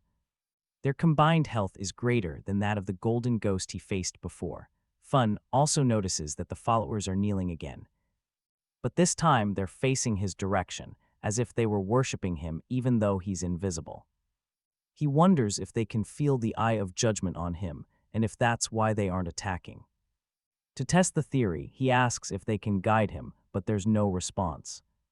Fun concludes that they were corrupted a long time ago and are now just wild beasts that exist to steal the life expectancy of others. Suddenly, the 2 followers become agitated and run towards the temple entrance, their hands glowing with a poisonous energy. A group of players had just entered, and upon seeing the threat, they warn each other to be careful. Watching the fight, Fun sees the players panic as they realize they can barely handle 1 silver-class boss, let alone 2 of them. They try to flee, but are completely annihilated before they can even start running, leaving behind a massive amount of life expectancy. And trust me, Fun recognizes the defeated players. And look who we've got here, the Grey Rose group, the same party who bought a spell from him. He can tell just by their gear, they were completely unprepared to actually explore this place. Knailing to collect the loot. Fun is stunned to see they left behind over 100 days of negotiable life. He never imagined they were so loaded. All the while, the two followers go back to kneeling before him, still in full worship mode. After searching the temple, Fun finds nothing, no traps, no treasure. Annoyed, he concludes the only things worth a damn here are the two silver-class mini-bosses. So he decides to take them out. He whips out his poison darts and lands a perfect shot right on their heads. A system window pops up confirming the kills. After killing the followers, Fun gets 4,000 XP and hits level 9, receiving another 4 evolution points. Using his ability on the dropped items, he gets another 188 days of life. Shocked by the power of an epic grade skill. With this haul, he now has 32 evolution points and a total of 154 days of life. He also grabs several gold and silver items, including a gold-grade assassin accessory, the Devotee's Pendant, and this item. It's wild, it boosts his agility and cuts the cooldown on his skills by 20%. It even lets him summon a silver-grade follower to fight by his side. Since the other gear he looted also required level 8, Fung just stashes it all to sell later. But then he notices something. When he approaches a weird mechanism in the temple, the entire structure starts to move. And pay attention here, because the floor drops like an ancient elevator, taking him hundreds of meters deep. When it stops, the way back seals shut. He looks around and recognizes this place instantly, a hidden labyrinth. In his past life, he had already found several of these inside old ruins. He knew these mazes were packed with deadly traps. And with his current stats, one wrong move would mean the end. Fortunately, that new pendant is the perfect answer. Using its effect, Fun summons the devout follower. Without even hesitating, he orders the creature to move forward and test the path, making his exploration so much safer. Still, as a precaution, he decides to spend his points. First, he drops 5 points to evolve his evasion skill, Phantom Shadow, all the way to the epic grade. Let me tell you, this upgrade is just absurd. His passive evasion rate skyrockets from 15 to 75%. And upon activation, he becomes completely immune to all damage. Satisfied, he uses the rest of his points to evolve Instant Shadow Strike, also to the epic grade. The ability gets stronger in every single way. Greater range, more invisibility time, and more cuts that now deal way more damage in a larger area. The skill's cooldown dropped to just 12 seconds, making it incredibly efficient. To evolve a skill from epic to legendary grade, it costs 10 times more evolution points than normal. This is why evolving a skill that already starts at epic is a massive advantage. Its first evolution to the legendary grade costs only 10 points. Bung knows that with enough points, it's possible to take them straight to mythic, ancient, or even the immortal grades. In comparison, a skill that starts out at the normal grade would need 7 evolutions just to reach epic. By the time that 10 times multiplier kicked in, the cost would already be in the hundreds of points to keep it going. The good news is that from the epic grade onward, the costs finally stabilize. In other words, every one of his skills would now be epic grade at a minimum. Alright, let's see what he does with this. Fun notices he has 11 evolution points left. Just enough to improve one more skill. He picks Latent Image, his very first technique. A system window pops up, confirming he spent 7 points, evolving it from silver to gold and then straight to platinum. Its stealth duration jumps to 24 seconds, and the first strike out of invisibility now hits for 90% more damage. Plus, the cooldown drops to 22 seconds. Fun does the math. Thanks to his 35% reduction bonus, the skill's final cooldown is only 16.3 seconds. Even so, he thinks that's way too long for a low-damage burst skill and makes a mental note to probably replace it later. But then, his attention snaps back to the labyrinth. The devout follower he summoned just triggered a trap, and this is where things get rough. A massive boulder comes out of nowhere, crushing the creature instantly. Its body disintegrates, and Fun knows he's stuck waiting on the cooldown to summon another one. This labyrinth is no joke. so he has to rely on his follower to scout it out cautiously, bit by bit. Still, he's betting the rewards at the end will be totally worth it. Meanwhile, back on the temple's upper floor, the group of players that got wiped out earlier is sneaking back through the entrance. One of them whispers to the captain that the two monsters who destroyed them are just gone. The captain is baffled, and they quickly realize their lifetime items, the precious loot they dropped on death, have also vanished. It doesn't take a genius to figure out someone else beat the monsters and snagged all their gear. As they wonder who could pull that off, the captain says only one player is strong enough to take down two silver-level bosses this easily at this stage of the game. Shadow and yup, we all know who that is. As the team processes this, one of them sighs in relief. Saying at least they won't have to die a second time, the captain, though, isn't so sure. She remembers when they first arrived, they saw someone who looked like they were talking to the two bosses. She wonders if that person was Shadow, and if he has some kind of skill that lets him actually team up with monsters. If that's true, it's a terrifying, game-breaking ability. Back with Fun, his devout follower is instantly killed again by another trap. He's been patiently exploring this maze for about 3 hours now. From the layout of the paths and his past life experience, he feels he's finally getting close to the end. He knows that using actual people to clear a labyrinth like this would mean hundreds of deaths. Without a second thought, Fun summons his follower once more and presses forward into what looks like the final section.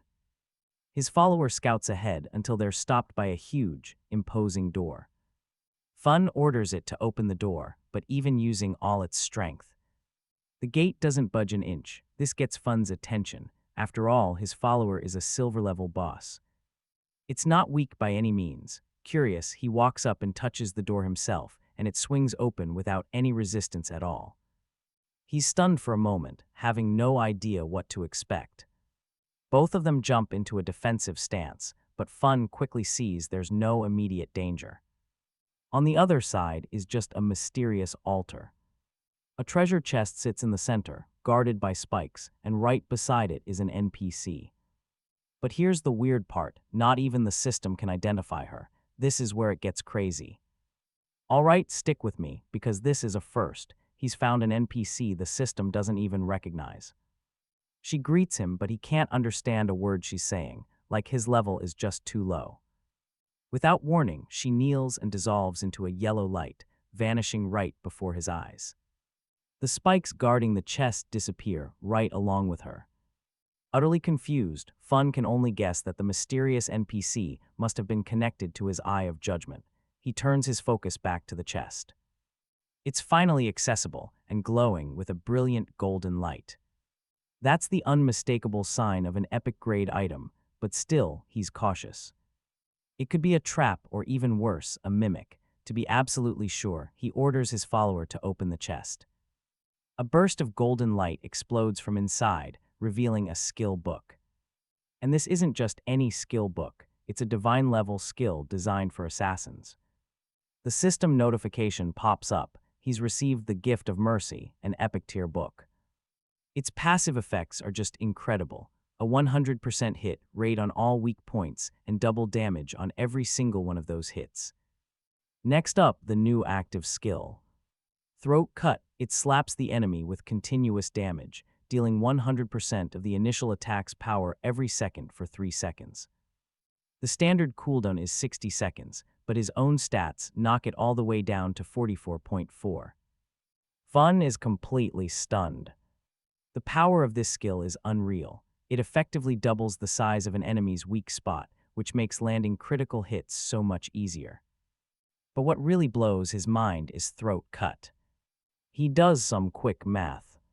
An initial hit of 300 damage turns into a staggering 1200 total damage. You and I know that's basically quadrupling his output with a single strike. He notes that unlike other skills with a bunch of rapid attacks, this one pours all its power into that first hit, making timing and precision absolutely critical.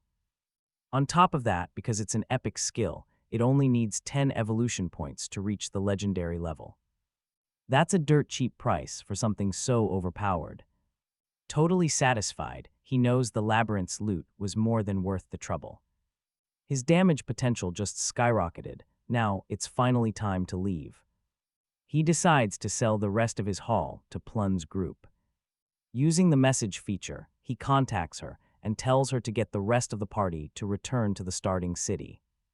He's got some very valuable items to sell. Plun agrees in a heartbeat, completely amazed by how quickly he managed to clear the entire ruins. When Fun teleports back to the city, he gets a huge surprise. A massive crowd of players is waiting for him.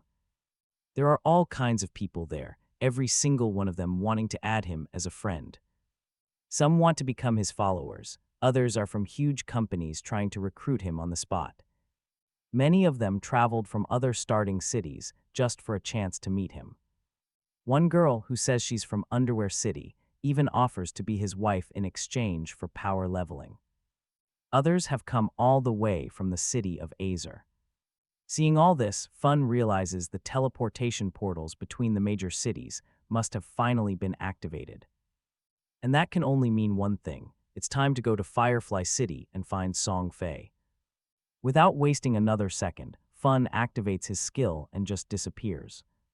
The crowd is left completely stunned, with no idea what just happened as he stealthily slips away from the scene.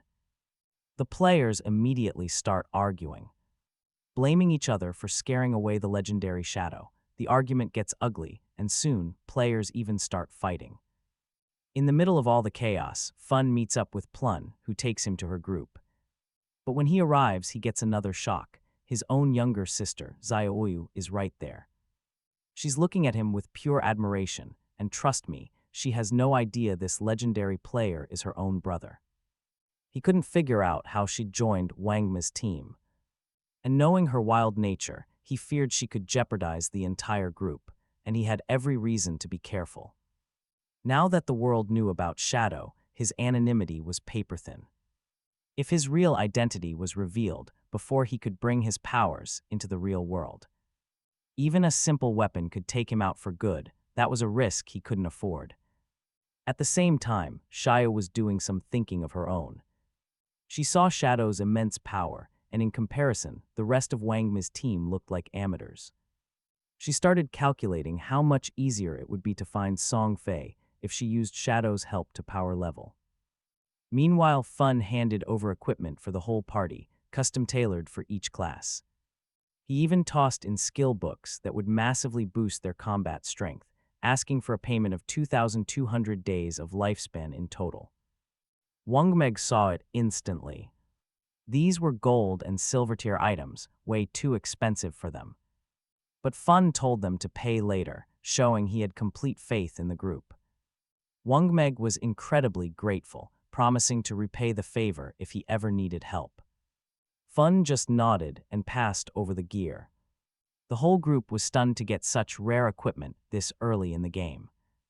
Wangmi Mag especially was shocked by his new damage output, wondering if this was really just a sign of trust. In all the excitement, Xiao waited eagerly to see what insane gear she was about to get. And then, to her absolute shock, she got nothing. Wangmi Mag explained that he didn't have any items for her priest class. Another member chimed in, saying she should just be grateful to be leeching experience with them. Unfazed, Xiao introduced herself as the team's priestess and walked right up to Fun to get her gear. She even tried to add him as a friend. But he just gave her an ice-cold stare and vanished right before her eyes. She was frozen, totally confused. Where'd he go? She asked. Wangmi Mag tried to smooth things over, saying maybe Fun didn't have any priest equipment on him. Another teammate was way more blunt, saying it looked like he totally ignored her on purpose. Plun thought the whole thing was incredible, commenting on how cool Fun was, just appearing and disappearing like that. Miles away, Fun materialized by a teleportation portal. He thought to himself that, yeah, he actually had a gold-tier priest staff and a skill book of the same level sitting right in his inventory. But no way was he giving items that rare to someone like his sister. She was reckless. and her presence could completely wreck his partnership with Wang Mi's group. He knew that he'd have a steady supply of high-level gear and books coming in from now on. Selling it all piece by piece would take forever. But by using Wang Mi's influence, a cop with government backing, he had the perfect setup for massive bulk sales. But for this plan to work, the team had to be reliable and efficient. His sister, she didn't fit the plan at all. The decision was made. She had to be replaced, and trust me, he already had the perfect person in mind. Gu, also known as Xiao. In his past life, she ran the entire Good Slayer Guild and had a super rare priest class. The White Avon Priestess. This class came with a special white bird that could heal and buff allies. She was the only priest he had ever seen take down an epic-level boss completely solo.